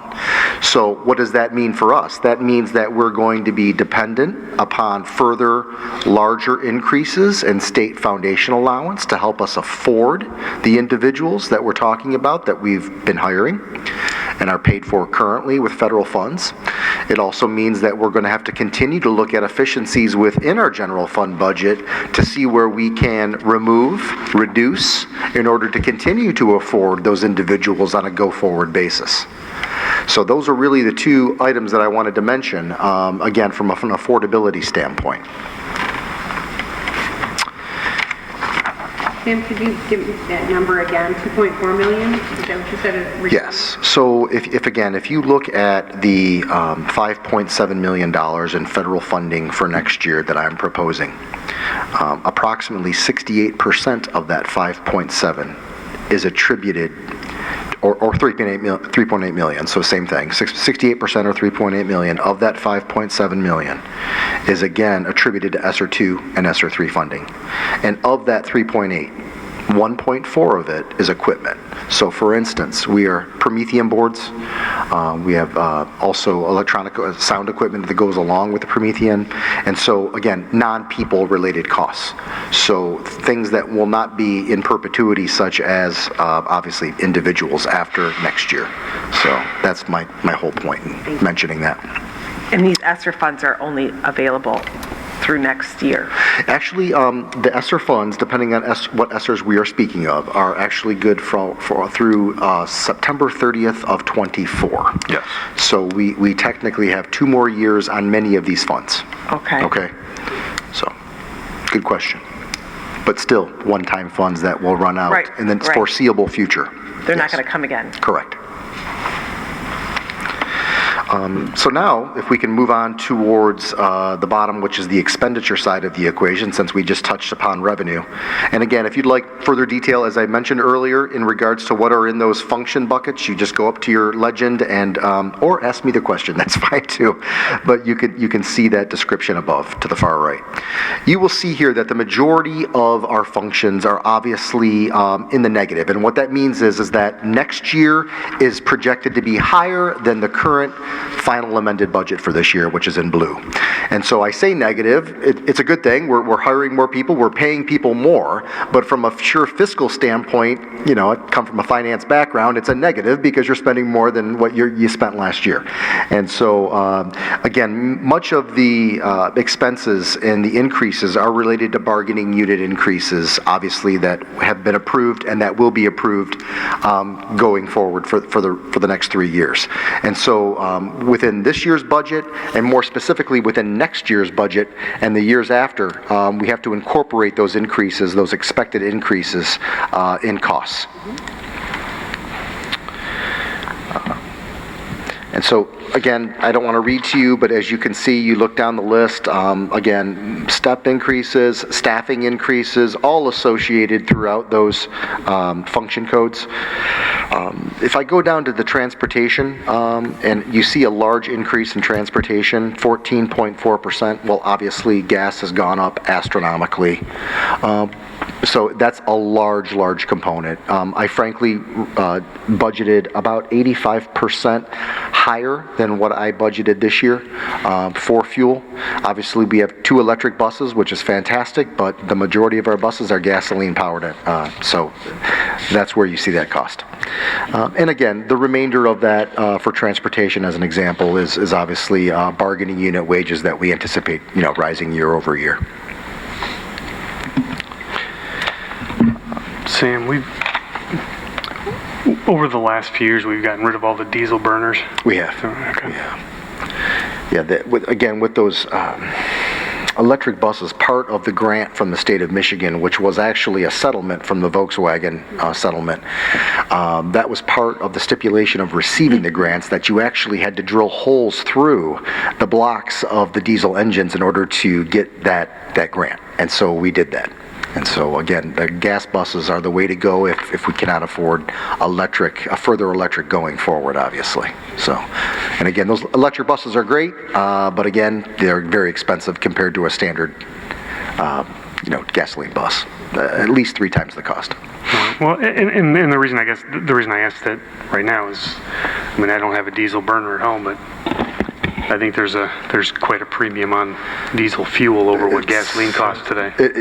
Approximately 10%. But before the drastic increase over the past 2 months, it was about a 17 to 20% increase, depending on the gas station you went to. So, of course, we're buying our fuel in bulk, but again, if you're looking at the retail price, it was as high as 17 to 20%. Okay, thank you.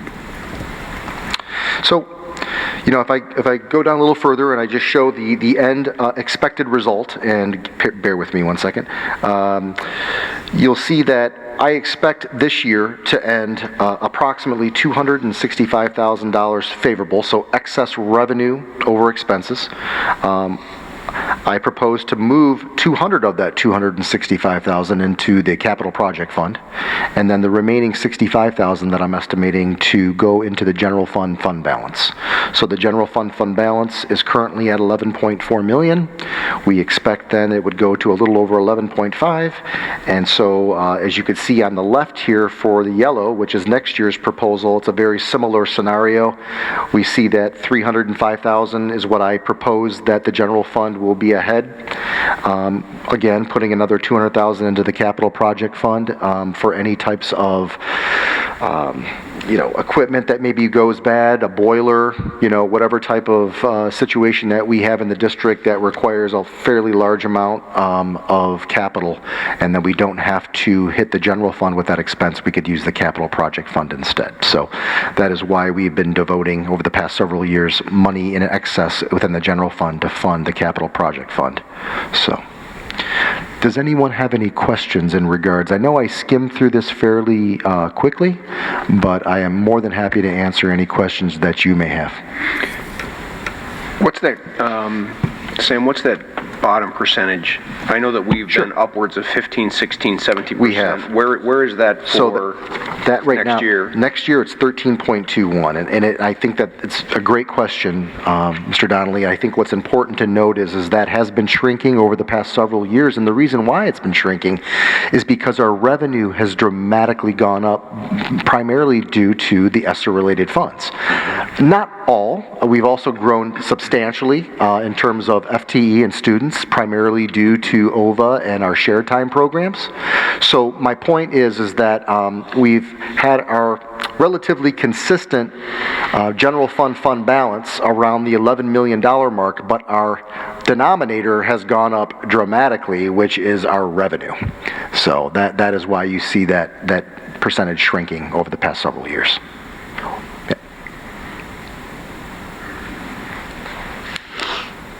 So what you're saying is that the government funds are increasing the denominator, which is affecting your percentage? Correct. So if those funds were outside of there and never spent, we would see a different percentage? Yeah, we'd see a higher percentage for sure. Okay, thank you. Yeah. Thank you. No, we're grateful for the funds, obviously. Sure. But that does take an effect on our percentage, fund balance percentage for the general fund. So. Any other board members have a comment or question on that? Yes. Okay, one more question, Sam, or just a clarification, right? Sure. So when we're looking at finances, anything printed in red is usually not a good thing. What we're seeing here, the red that we see on this spreadsheet is not signifying that we're running out of cash in any of those accounts. It's indicative Correct. of year-over-year changes. That is correct. So the red that you see there is specific to expense categories. And so again, the red is exactly as you said. It's just showing the year-over-year. So this year, where we feel we're going to end for expenses versus where we feel we're going to end June 30th next year of 23 with expenses. And so we feel that, again, over most of those categories, we're going to be significantly higher. And again, when I say the word significantly, it's in general not that significant. We're still having a positive fund balance is what I estimate at the end of next year. So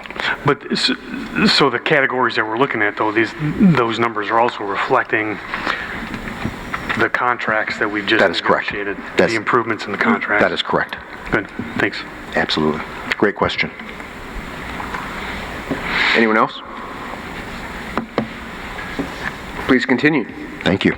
I am done with the general fund, the budget here for both this year as well as the proposal for next year. So I'm more than happy to take any questions from the audience if there are any out there.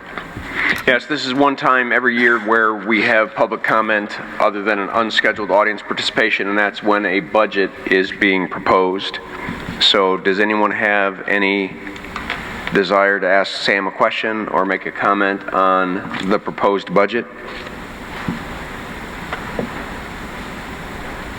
All right, see none. I think we're good. Thank you. I have two more items that I'll stay up here for, if that's okay. Yep. I believe the next one is the... Retirement plan? Retirement plan, yes. So we actually, this is an older retirement plan. It's called a 401A. Currently in the district, we do not offer 401As to our new employees, existing employees. These are two retirees that still have the old 401A. And what this is just an IRS regulation and just a restatement that we still have these 401As for a subset of our employees. And as a reminder, there are two. So I just, from an IRS standpoint, I need to ensure that the board obviously passes this so that we need record that this motion was passed in an official meeting. That is correct. Would someone like to put this motion on the floor, Mary? Move to approve the restatement of qualified retirement plan resolution as presented. Is there support? Corey, support. Discussion? Seeing none, all those in favor say aye. Aye. Aye. Opposed? Motion carries. Bid recommendation? Thank you. Yes, so actually Jill, myself, Tony Sarkins, and several others, including Sash in technology, actually worked over the last several months, put together a bid pack with IDS, our architectural firm, for a mass notification system across the district. And so we had a bid opening last week, and there were two bidders. Obviously, I posted the project, the proposal, the RFP out on the state website, and it was actually sent out to at least 34 different vendors who specialized in this type of project. Again, mass notification. We did have, again, two bidders ultimately in the end, and we are proposing the lowest bidder, which is Clements Electric. $1,034,000 was the low bid. The only other bid was Conti. Conti was approximately $100,000 more. It was $1,149,000. So we would like to take that forward and start the process here upon board approval this summer with putting a mass notification system both at the high school and the middle school, and then ultimately at all buildings across the district, and the elementary specifically. So, okay. Thank you. Let's put the motion on the floor, and then we can ask whatever questions we may have. Someone? Heather? Move to award the district-wide mass notification system project to Clements Electric in the amount of $1,034,500 as recommended. Thank you so much. Support? Corey, support. All right, discussion. Is this amount for those two schools and the others will be additional, or does this cover all of them? It covers eventually? all. It's district-wide. Thank you. Absolutely. All right. Corey? Was there anything in the other bid that made it that much higher that we might need, or was it just higher price? It wasn't glaring. It was just a slightly higher price. Okay. And again, if you looked at each building compared to one bid from the next, it was higher in one bidder, and the next bidder was a little bit lower, and so it kind of varied, and it worked out to be about $100,000 lower for the low bid, approximately. So it just depended on which school and the assumptions that the bidder made based upon the RFP documentation that we put forth out there to the public. So. Thank you. Mary? Sam, did you say this went out to 45? 34. 34. So that was on the state. That was on the state website. So what happens when you post a request for proposal or an RFP, regardless of what it's for, you go on the state's website and you basically put your RFP. You put it when it's due. You put all the detail. What happens is when you put it out there, it sends to all vendors that are registered for that commodity. And when I say commodity, it's very loose terminology. What this commodity was a mass notification system. And so there's all the other terminologies to use as well. But vendors across the state, maybe even across the country, if they're registered with the state of Michigan, will see an email after I post the RFP. It's sent out that evening to anyone vendor that is registered for that commodity or service, okay, within the state of Michigan. And so that's why it's sent it out to 34 individual vendors. But in addition to that, IDS, Architecture, also put it on their website. And so I'm sure that, I did not ask, but I'm sure that there was several companies that also got the RFP and the information from their website as well. So even out of all that, we only had two who were willing and able. Correct. To do the work. That's correct. Yeah. So it's not lack of trying. No, absolutely not. I mean, from a financial perspective, I'd love to have as many bidders as I can, assuming that they're capable of doing the project. So, yeah. Thank you. Great question. Anyone else? Chad? Sam, so looking at the vendor site, I noticed that this type of system is used a lot in office buildings. Are you aware of other districts that have used this product?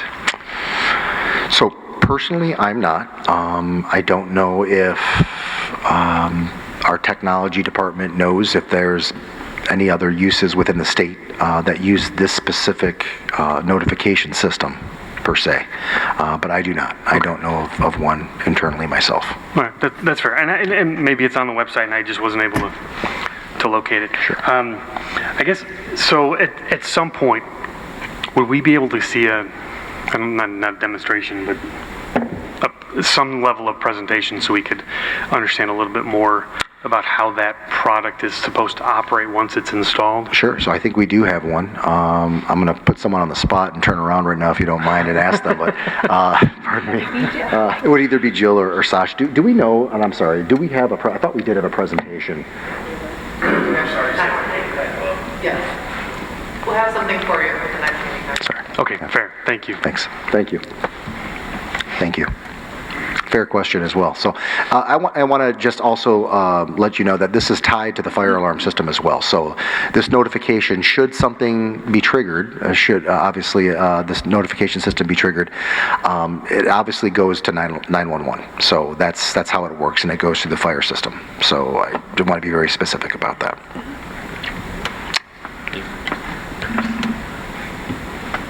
Heather? Okay, so kind of going back to what Chad asked. So we want approval to spend $1 million on a system, but we haven't seen it unless it was in the board packet like in an attachment and I missed it. Or what are the nuts and bolts of this system? Is it what are the nuts and bolts of it? So the majority of it is strobe, so it's both an audio and a visual system. So it is audio and visual. That's correct. And so we're going to have panels throughout, several panels depending on the size of the building, that will basically take all of the transmitters that are going to be installed throughout each of the buildings, and there's going to be several, quite a few. And so what's going to happen is within the classrooms, within hallways, within the cafeteria as an example here, you're going to have an audio-visual system that will alert everyone internally, but then, as I mentioned before, it will also alert 911 through the fire system as well. What about external things like courtyards and parking lots and we are factoring those in as well. So playgrounds? In terms of playground location, we need to put those near there. Jill, do you know off the top of your head, and I apologize, are we going to be placing those at most of the elementary's exterior doors near there? I mean, at 12 o'clock, everybody's outside when you're little. I know that was part of the discussion with IDS, and they mapped out locations, and we're going to be working with the vendor to determine, and with secure education consultants, exactly where we would want the strobes. And they're amber lit, just for your knowledge as well. Now, is that shared by other districts? I remember when I did go to the Security Safety Committee, they were talking about all the schools doing the same color, so that, if you moved to Rochester, your kid would already... We actually explored that option. We cannot do blue, for example. We have to do amber or white. It's by state code. By state code, as a building code. So amber is what most schools are using, is what we were told, and we wanted to have it be different than the fire system, which is white. So right. Okay. Eric? Is this a time critical, if we don't decide on this tonight, is there something bad going to happen? So, and I'm asking that because I have to kind of back what Heather was just mentioning. We're being asked to approve over $1 million in costs, and we know nothing. We haven't seen anything. So maybe we should see something before we actually spend this money. I'd like a little more information on what it is we're spending money on. before we spend it. Yeah, and just to be frank with you, what you have down here is there's no resolution to my knowledge. This is just a discussion item. We were looking to have this come back to you on the 21st, next Tuesday, for your approval. It's before us in a motion. I'm sorry? On the agenda, it's a motion. Is it? That's I why- apologize. That's why you have board members. Oh, I am so sorry. Yeah, I apologize. Yeah. So we are more than happy to delay this on obviously, it's a large amount of money. And we want to get you the information that you are requesting prior to making that call. It just makes sense. So. I would appreciate that. I'd just like to understand what it is we're spending money on, that's all. Of course. Right. Especially if it's not time critical. If we got to run on it right now, then of course, but if we got a little more time, I do think sooner is better, but certainly we can wait until the next meeting. It's coming up, yeah. Thank you. So if it wasn't, if we, do we withdraw a motion? What do we do? Corey, what do we do? If it's not, do we have to vote it down? You would since have we to already vote did it a down, motion? but I guess my question is, what more are we going to see in the presentation that we aren't going to see in the brochure and literature that you did give us? Because it was in, The brochure and all the literature's in the packet. I mean, I looked through it. I'm comfortable with it. What else would you be presenting, I guess? I'm not certain if you wanted to see like visuals, or we could ask the vendor for video or something like that. I'm not certain. I did think you guys had some of the specs, and like I said, we're going to be working with SEC to sort of personalize the approach in each building. Yeah, because the brochure's right here. You can look at it. It's an incredible system. Something was attached, maybe I didn't click on it right or whatever. I didn't see the brochure. I did Angela, our next meeting's next Tuesday. So let's just vote it down. We can wait 1 week, and everybody can have a chance to look at it. I don't want to pressure Eric or Heather or anybody else. Maybe see what you can get from the vendor. That might be a short video thing. I'm sure that they must have something that as they're trying to sell this thing, they got a video that they show people. Maybe get that in a packet for us, and then we'll vote on this motion then. Also, just want to follow up with both of you the request to do a full circle with Pre-Plan Live. Because that was a lot of money, and I want to know where that fits in the whole scheme of mass communication and communication out to fire departments, police departments, and those kinds of things. Okay? All right. Thank you. Not everything comes through. What's that? Yes. Any more discussion? All right. All those in favor say aye. Those opposed? No. Nay. Motion does not carry, and so that motion is rejected.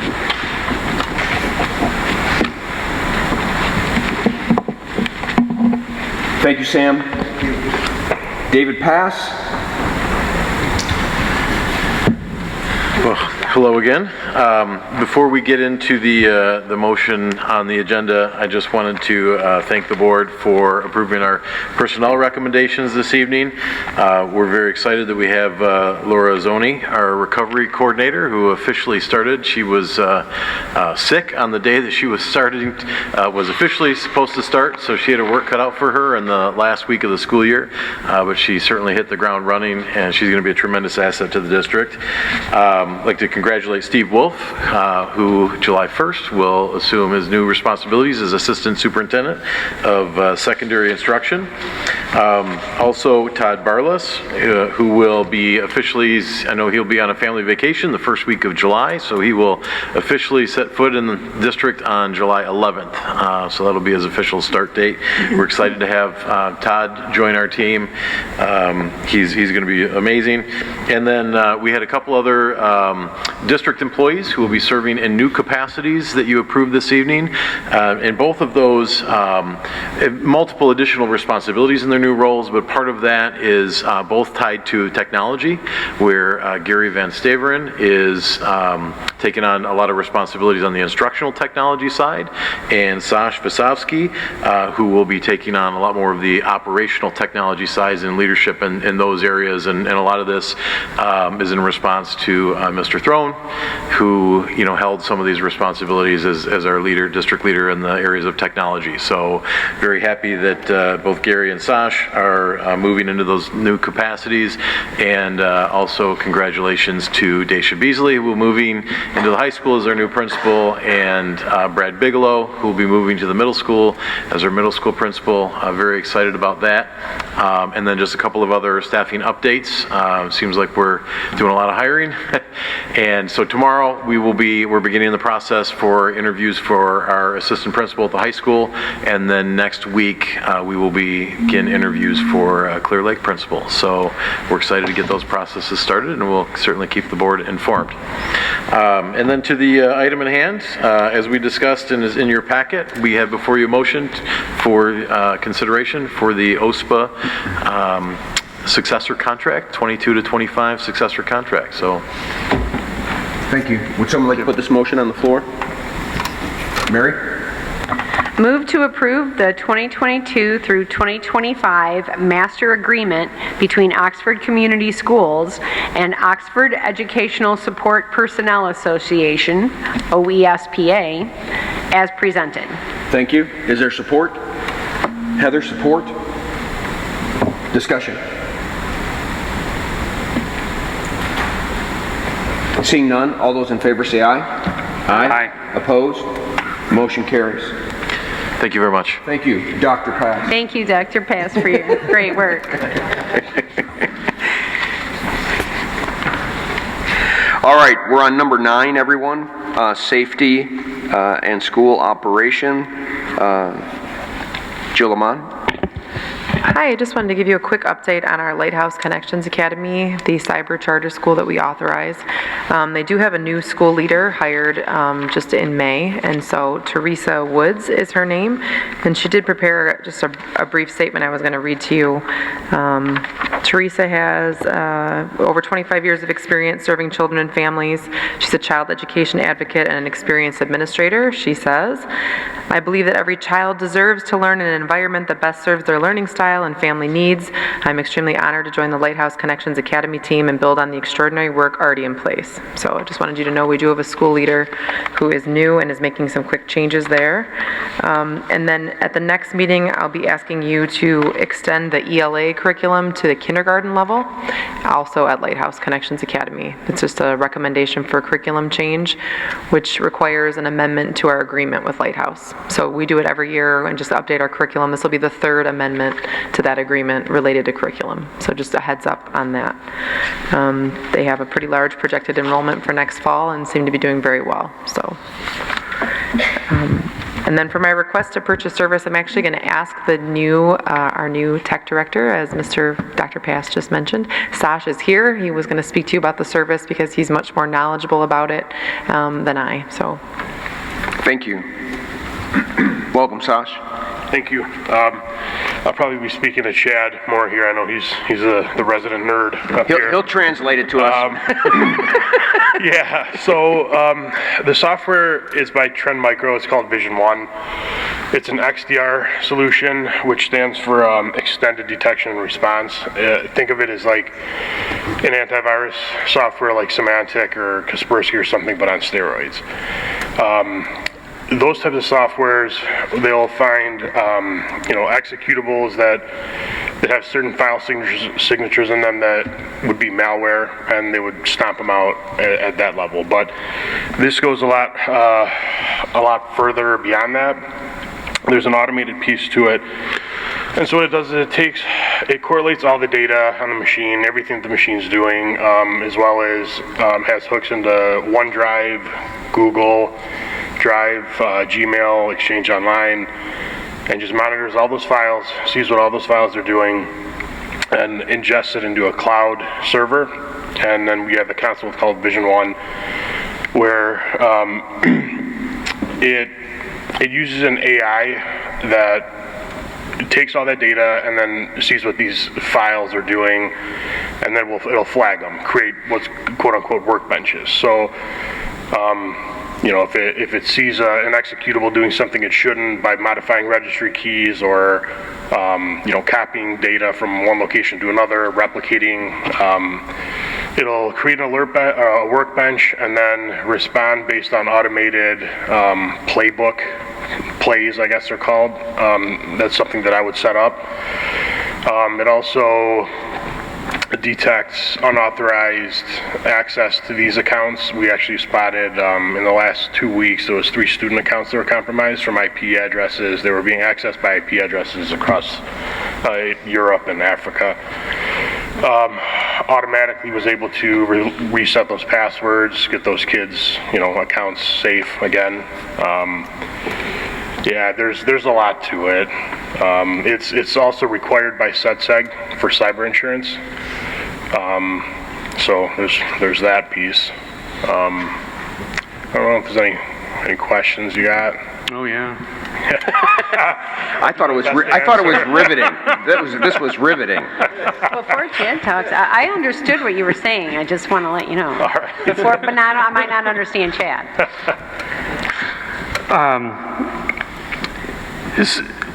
What assets are actually being monitored? Are these just our on-prem? No, so I have all the on-prem machines as well as all the Intune managed devices, which is all of OVA. All of everything our mobile devices. Yeah, everything that we have ingested into Intune so far. And then our cloud resources like Gmail, SharePoint, OneDrive, Exchange Online, not yet. We're in the migration process right now to migrate from on-prem to Exchange Online. Okay. But that Exchange Online is a supported configuration. Yeah, okay. And that's super key because when we get, if someone reports a phishing email or spam or something, they report it. It gets brought up the chain to me, and then I have to manually intervene at that point, log into Exchange, run some PowerShell scripts, remove, those emails from every Exchange box.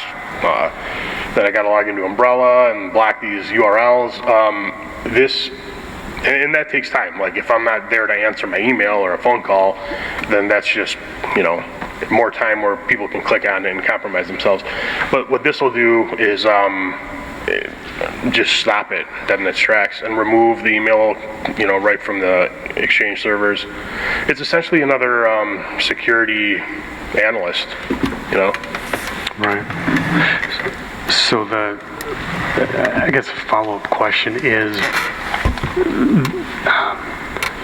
so the cybersecurity discussion is something that's constantly evolving, and with a product like this, I would expect that there are definition files that are constantly being updated. Is that something that the vendor pushes, or are we going to have?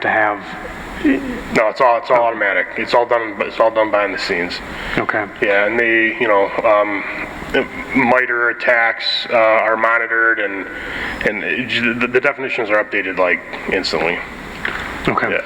Is there, what level of assurance, I guess, does the vendor provide if there is an attack that gets through, right? If their definitions aren't uploaded at the right timing, right? Is there any assurance from them, or maybe insurance from them that there would be some way to recover what we've lost? I'm not sure about insurance.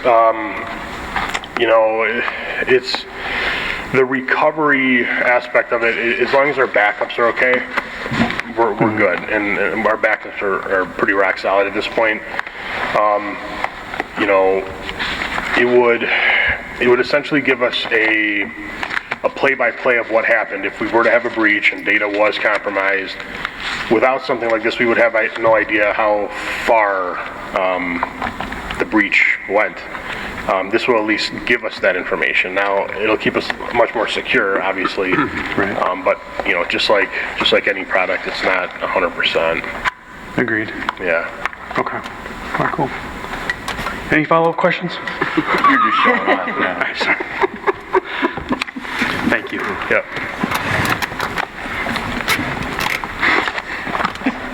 Do you see why I brought him? Yeah. Yes. Now we know why we have Chad.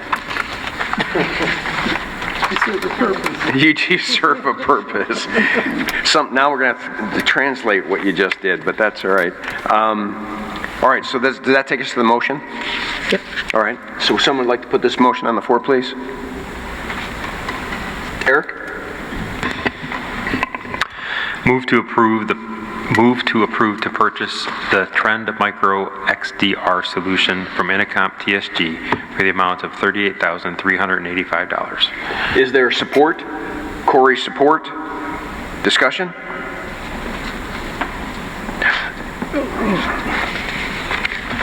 One last question. I knew it. I'm sorry, the amount that we're looking at here, is this an annual cost? Okay. So That was the easy one, yes. It's an annual, yeah. Yeeks. All right, any other questions or comments? All those in favor say aye. Aye. Opposed? Motion carries. Safety update. Safety update, I have a lot of items tonight. Some exciting movement. We've had not only our semi-annual safety meeting May 25th and had several people from different jurisdictions, fire, police, the sheriff's department, sheriff leadership were there, village management, and we had a very productive meeting on May 25th. And then that parent subcommittee did meet on June 1st, which coincided with the Evolve technology pilot at the high school.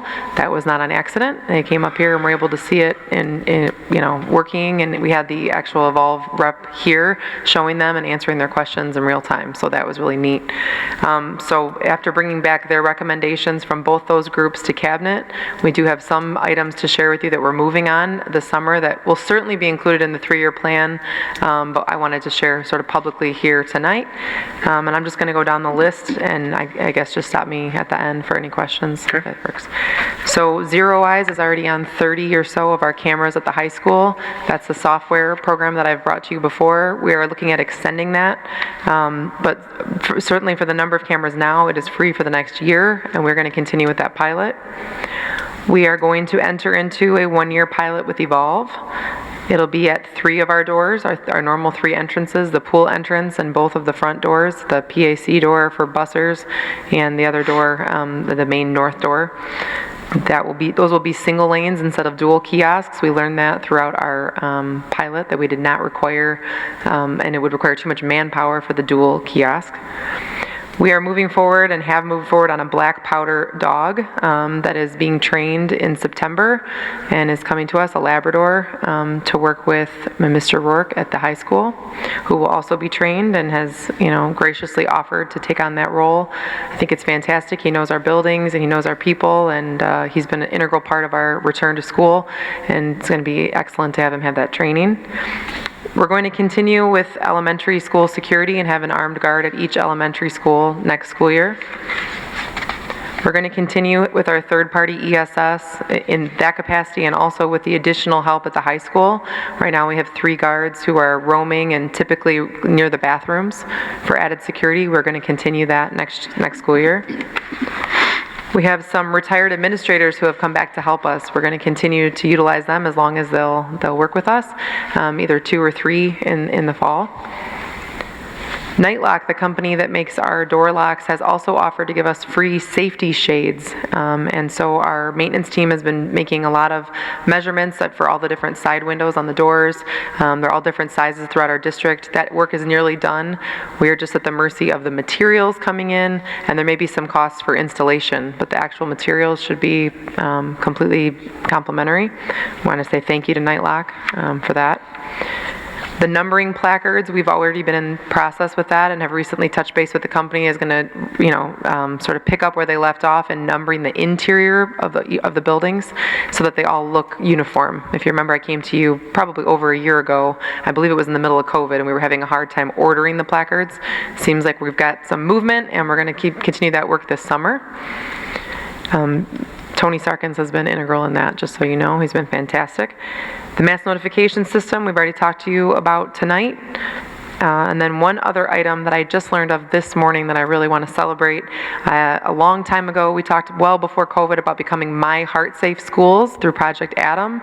We earned that designation today at all of our elementary schools. Our virtual academy lab, the middle school, and the high school are officially My Heart Safe Schools because of the number of AEDs we have, the types of training that we provide our staff, the number of staff who are CPR and AED certified, and how close people are to those machines throughout the building. They actually have to check how far away anyone would be during a medical emergency from an AED.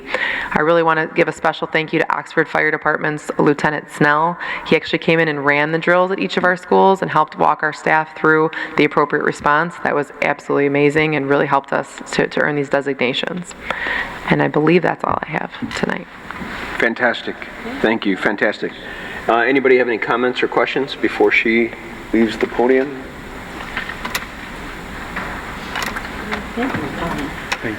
Oh, Heather. So what are you planning on doing in the fall for the backpack situation? Are we doing clear backpacks? It was the recommendation of both committees that we not continue to use them from a safety perspective, but looking at the student data, before we had Evolve in place, it was something around 63% of students said they wanted to continue using them. And since there's no negative effect, I think right now we're leaning towards continuing, but we haven't made a decision yet, to be honest. We're not seeing that there's any negative impact, and so. Okay. Yeah. If it makes students feel safer, I don't see it as a harmful thing. Anything else? Okay. Thank you. Fantastic Thank you. work. All right, we move on to unscheduled audience participation. Do you have any more cards over there? If anyone needs to fill out a card who hasn't, they're on the corners of the rail back there. But you did give me a few. You have no more. So this is it right now? Okay. All right, very good.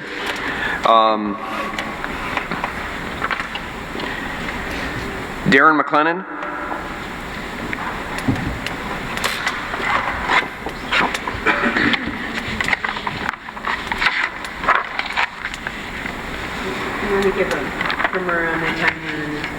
Oh, sorry. No, you're good. Stay there. Just a little primer. The timer. Mary has a little mechanism that hits that. We hit it at 4 minutes, and then we hit it again at 5, and that kind of helps you judge your time. Once you see it the first time, you know you got 1 minute left, and that's going to hit again. Sorry about that, Darren, but go ahead.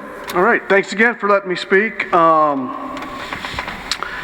Recently it has come to my attention, by the way, great work from a lot of people within the school district. I mean, a lot of things I heard tonight, a lot of people I know are working extremely hard, and there's a lot of great improvements going on. Recently it has come to my attention that 9-year-old 5th graders were allowed to select transgender as their exhibition project, specifically a few months ago at OES in Clear Lake and last year at Leonard.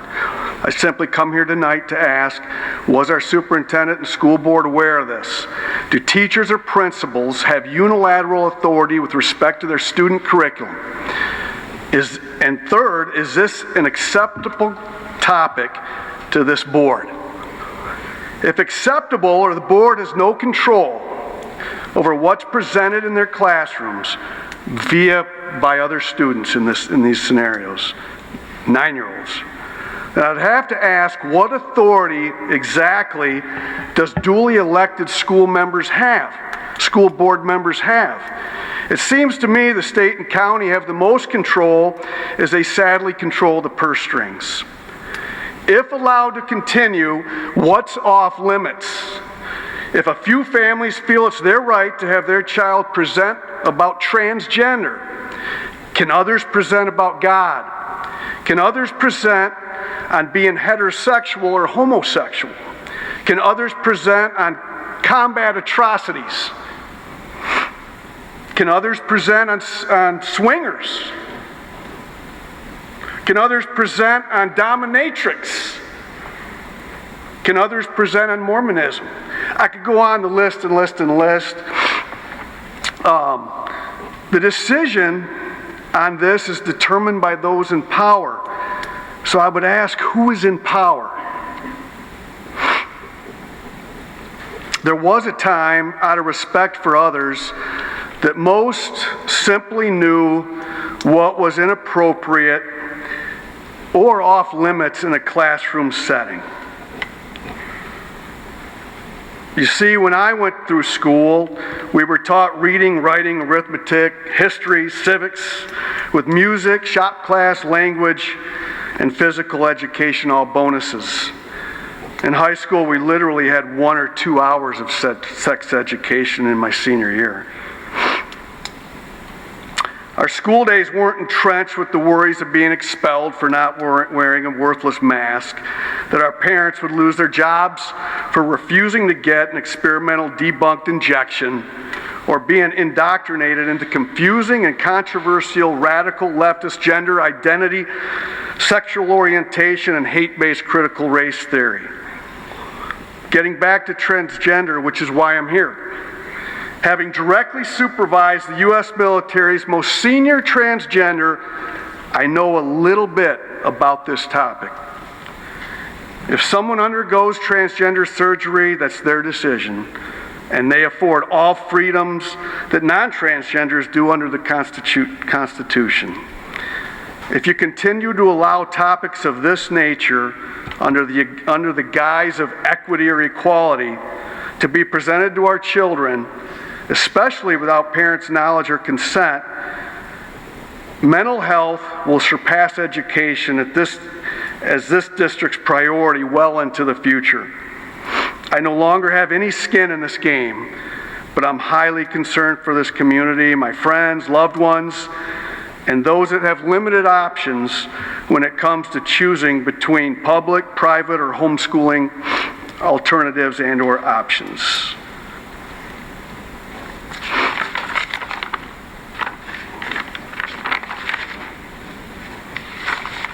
And then the last thing I had was I overheard about something that went forward tonight on, and I'm sorry, about students 22, 23, I think when they come in, when they register, they have to sign papers. Am I fair to say that they have to sign papers saying that they vow to store their guns correctly within their households? Is that fair to say? They got to sign paper, documentation, or am I totally off base with that? I think the latter part of that resolution did state that... Included in the handbook. That they acknowledge reading this document.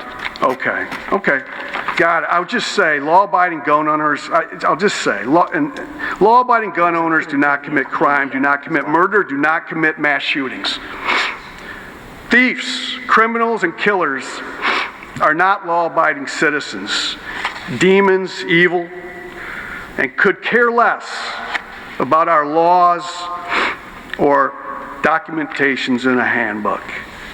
They could care less.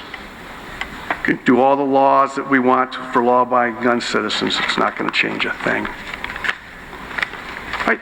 Thank you very much. Thank you, sir. Thanks a lot. Appreciate it.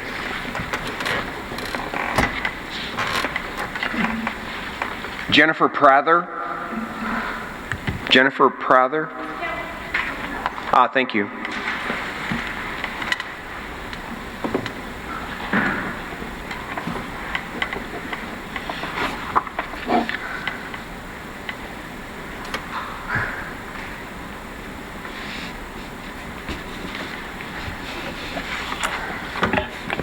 Yes, my name is Jennifer Prather and I live in the village of Oxford.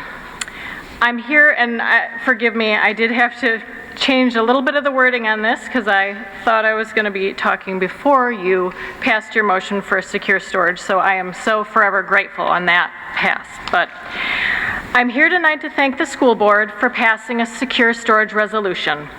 Securely storing firearms is one of the easiest ways to keep children safe. And I know that one thing we can all agree on is that we all want children to be safe, happy, and healthy. 110 people die in our country each day in a firearm-related death. You may be surprised to learn that gun deaths are now the leading cause of death for children 17 years and younger. And although school shootings grab the national headlines, far more people are injured annually in gun deaths by suicide and unintentional shootings. As we all know, teenagers can have good days and they can have bad days. and if they have access to a firearm, they may make a bad decision that they can't undo. And toddlers or young children who happen upon a firearm may unintentionally kill themselves or someone else. We can all make a difference. We can educate our community on the necessity of securely storing weapons. Words are powerful, and they can save lives. So please tell your families, tell your friends, and commit to asking about unsecured weapons during playdates and get-togethers. Thank you again for taking this important step in caring for the children in our community. I truly appreciate all that you are doing to keep our children safe. And just on a little side note, my son was one of the clear backpacks, please forever, so I'm going to just end with that. So anyway, thank you so much for everything that you're doing, and I really appreciate it. And if anybody ever wants to know more about the Be Safe educational campaign to teach people about securely storing their weapons and how to spread the word, I'm happy to talk to anybody. So thank you so much. Thank you. Raina?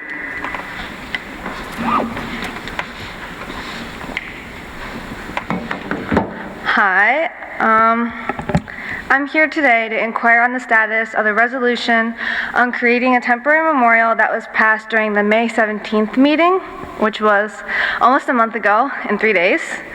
I haven't seen any visible progress, and I have heard indications that it may be on hold. I am asking for this to be added to the agenda to have an update for the next board meeting on June 21st. In addition, it was just stated that the topic of when the 4 families will be involved in the discussion of the permanent memorial is still on the table. My family has asked to be part of the discussion of the permanent memorial from the beginning. It doesn't make sense for us to only have our input taken into account at the end of the discussion.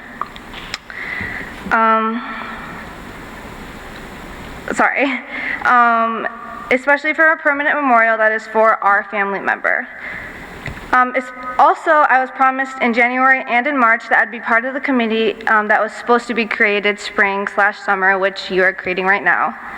So I would like you to take this all into consideration. Thank you. Hold on, I want to make sure I understand the last one. When you're speaking of that you want to be involved, that's in the permanent memorial. That you felt that you were told you would be on that committee, that you would like to be on that committee, is what you're saying in your last statement? Yes. Okay, thank you. I just want to make sure I got that right. Yes. Thank you so much.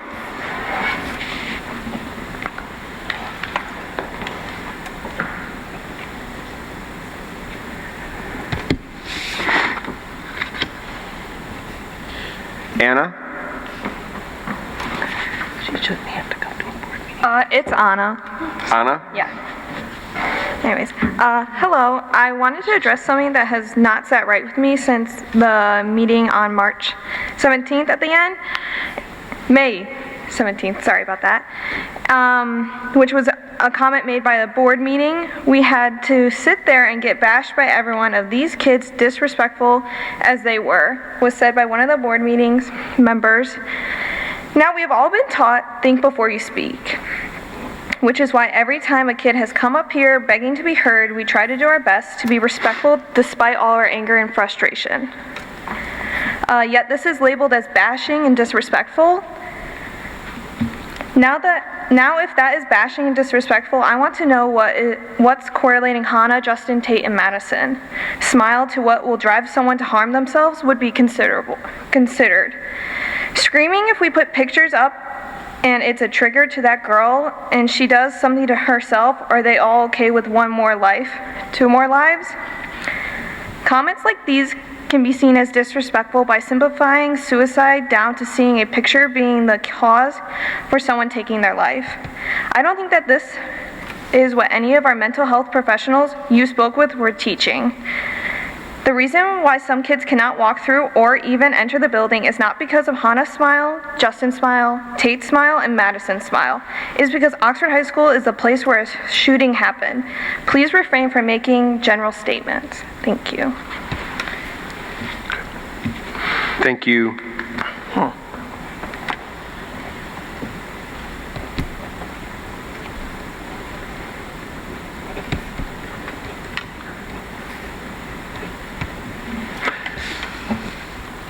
Thank you very much. Is that it? None others came to you? All right. Thank you for that input. We're on to number 11, scheduled activities.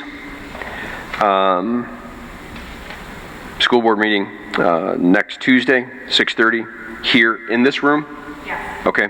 Can we make sure that we have heat? Thank you. I think I could save Sam some money. Don't make it a refrigerator. Anything, points of clarification? No, sir. All right, thank you so much. Oh, well, I do have one. Yes. The sign is not on hold. There was a couple last-minute additions. One of the families was hoping to get a better picture, so we were waiting for that. It's been ordered. The company that is making it was going through a bit of a reorg. They were moving a lot of factories, from what I understand, and so it is in process. It is not on hold, so we are anxiously awaiting it as well. And yeah, thank you. Thank you for that. Final board comments?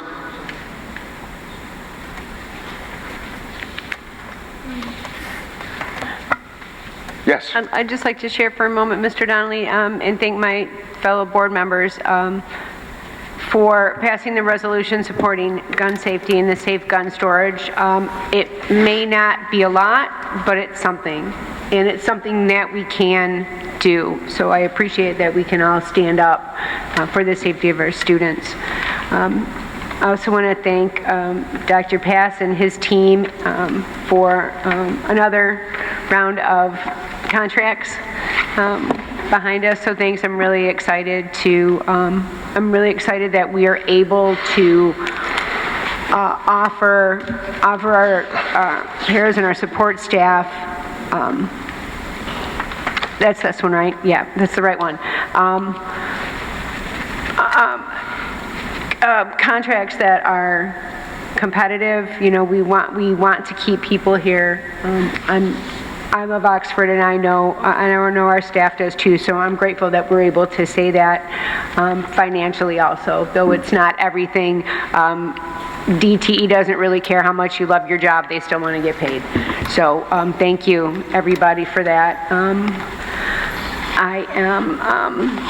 I'm excited about new things coming up for next year. It's nice to just take a minute, and I want to thank everybody in administration also for the non-stop work this year, as well as our staff and our teachers. Just for the non-stop last 2-3 years, it all kind of goes together. I just want to say thanks. Thank you, Mary. Any other final board comments? Any others? I think too, I'd like to thank Steve for the update, to realize how many opportunities the young people are having to express some things in different ways, the trees and the courtyards and the room that they're now going to set aside. Just thank you. I mean, for listening and giving them abilities to do what they feel they want to do. I want to thank Jim Gibbons for coming and speaking with us. David passed the contracts yet again. It's 2 or 3 in a row now that we've done well, and in each one, aggressively moving forward, especially in relationship to other districts in Oakland County. Great job. The points of pride, we got to keep doing them. It reminds me why we do this, and I just get thrilled when I listen to that. So thank you for all your hard work, Cabinet, and all that you're doing. Look forward to seeing what the changes that you're making in leadership and shifting people around, how that's all going to be. I'm excited about that. So that's all I have under final board comments. If there's nothing else from the board members, we move on to other. Can I just say one thing, Tom? I'm sorry. Following up to Chad's comment previously, if anybody is interested in running for a seat on the school board, MASB is hosting one of those Get On Board webinars tomorrow night. There'll be another one in June also. You can go to masb.org. Those are great webinars so you can learn about what being a school board member is really all about. So if you're interested. What's the deadline? It's to file? It's July, right? Yep, it's July. July 26th. So, election's not, until fall, but that deadline is got to be met. All right, we move on to other. I have two things. One was the temporary memorial, and Raina, yes, it's not on hold, and we as a board have asked for an update as well. So I just wanted you to know that is going to happen next week. And also, our Attorney General visited this last week, I think, and sent me a letter, a proposal, and I wanted to read my response, and it's going to be sent to her as well. Dear Attorney General Nessel, we became aware of your local meeting addressing safety topics surrounding Oxford Community Schools through a number of community members. It is our sincere hope that we can meet directly to share with you the extensive work we've been doing with many local agencies, parents, strategic partners to keep both our students and staff safe. For instance, we have a robust district safety committee with representatives from police, fire departments, local government, school administrators, and we recently formed a parent subcommittee for safety. We recognize both the need for ongoing parent input and the value of bringing in security experts from right here in Oxford. The most recent District Safety Committee meeting took place on May 25th, and the subcommittee convened June 1st. Among many security items discussed, we specifically researched and discussed an ammunition detection dog. Following the advice of the committee and with cabinet agreement, we have already entered into an agreement with a canine detection service agency. Over the past several years, we have been engaged with Elite Canine and recognize the value of their programming. That said, we believe it is best for our district security force to have a dog of our own that allows for longevity and consistency of programming and focuses on additional training for our lead security officer and Oxford Community Schools employee. He is very familiar with our school, our district, and our needs. He is a retired police lieutenant and has been integral in our safe return to school. With his help, we have located a Labrador that will be training in August with our officer. Additionally, he has secured complimentary veterinary services for the length of the dog's time in Oxford. So, we would like to thank you for your continued concern for Oxford Community School students and families. We do appreciate your generous offer to assist in paying for the canine services for Oxford High School. Would it be possible to direct this funding to support our current plan, the one that we already have put into place? We will have fees for transporting the dog and, of course, for its training. Your assistance would be greatly appreciated. As an update, we are proceeding with the independent investigation announced in May. We intend to share information with our school families and the community outlining the next steps in that investigation. We are confident that at the conclusion, we will have a clear picture of what led up to the events on that tragic day, as well as a set of responsible and effective solutions to consider so together we can move forward. The Oxford Community School Board of Education recognizes that we have a grave obligation to handle this situation sensitively and appropriately.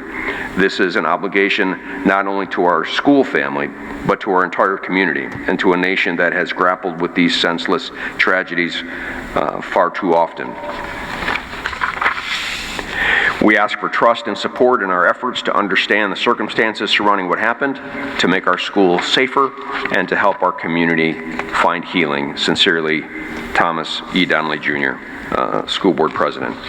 So just wanted you to know that in a letter to me that I received, not from her, but from someone else, she offered a canine dog, not knowing that we already have one kind of committed. And so what we're asking her to do is, thank you very much, since you have a nonprofit that would support your dog, would you support the one that we kind of already have going and already have selected? And I'm hoping to get a response from her on that. Also, in the first paragraph or so, would just like to sit down and talk with her and have a discussion. She's been in the community 2 or 3 times and would like to coordinate and communicate what we have going on. So that's it. That's what I have under other. Do you have anything under other? I do not, sir. Seeing that you don't have any other under, we are now going into closed session again, saving you from this time. So would someone please put this motion on the floor? You know, it's going to take a roll call vote to get us to stay, huh? Chad? Move to meet in closed session pursuant to the Open Meetings Act, Section 8A, to consider a periodic personnel evaluation of an employee. Is there support? Mary, support? Discussion? Roll call vote. Ms. Schaefer? Mr. D'Alessandro is absent. Mr. Foster? Ms. Hanser, yes. Mr. Bailey? Yes. Mr. Griffith? Yes. Mr. Donnelly? Yes. All right, everyone. Thank you for attending the meeting this evening. Have a safe ride home. And those who are supposed to be staying for the closed session, we will re-engage in about 4 or 5 minutes.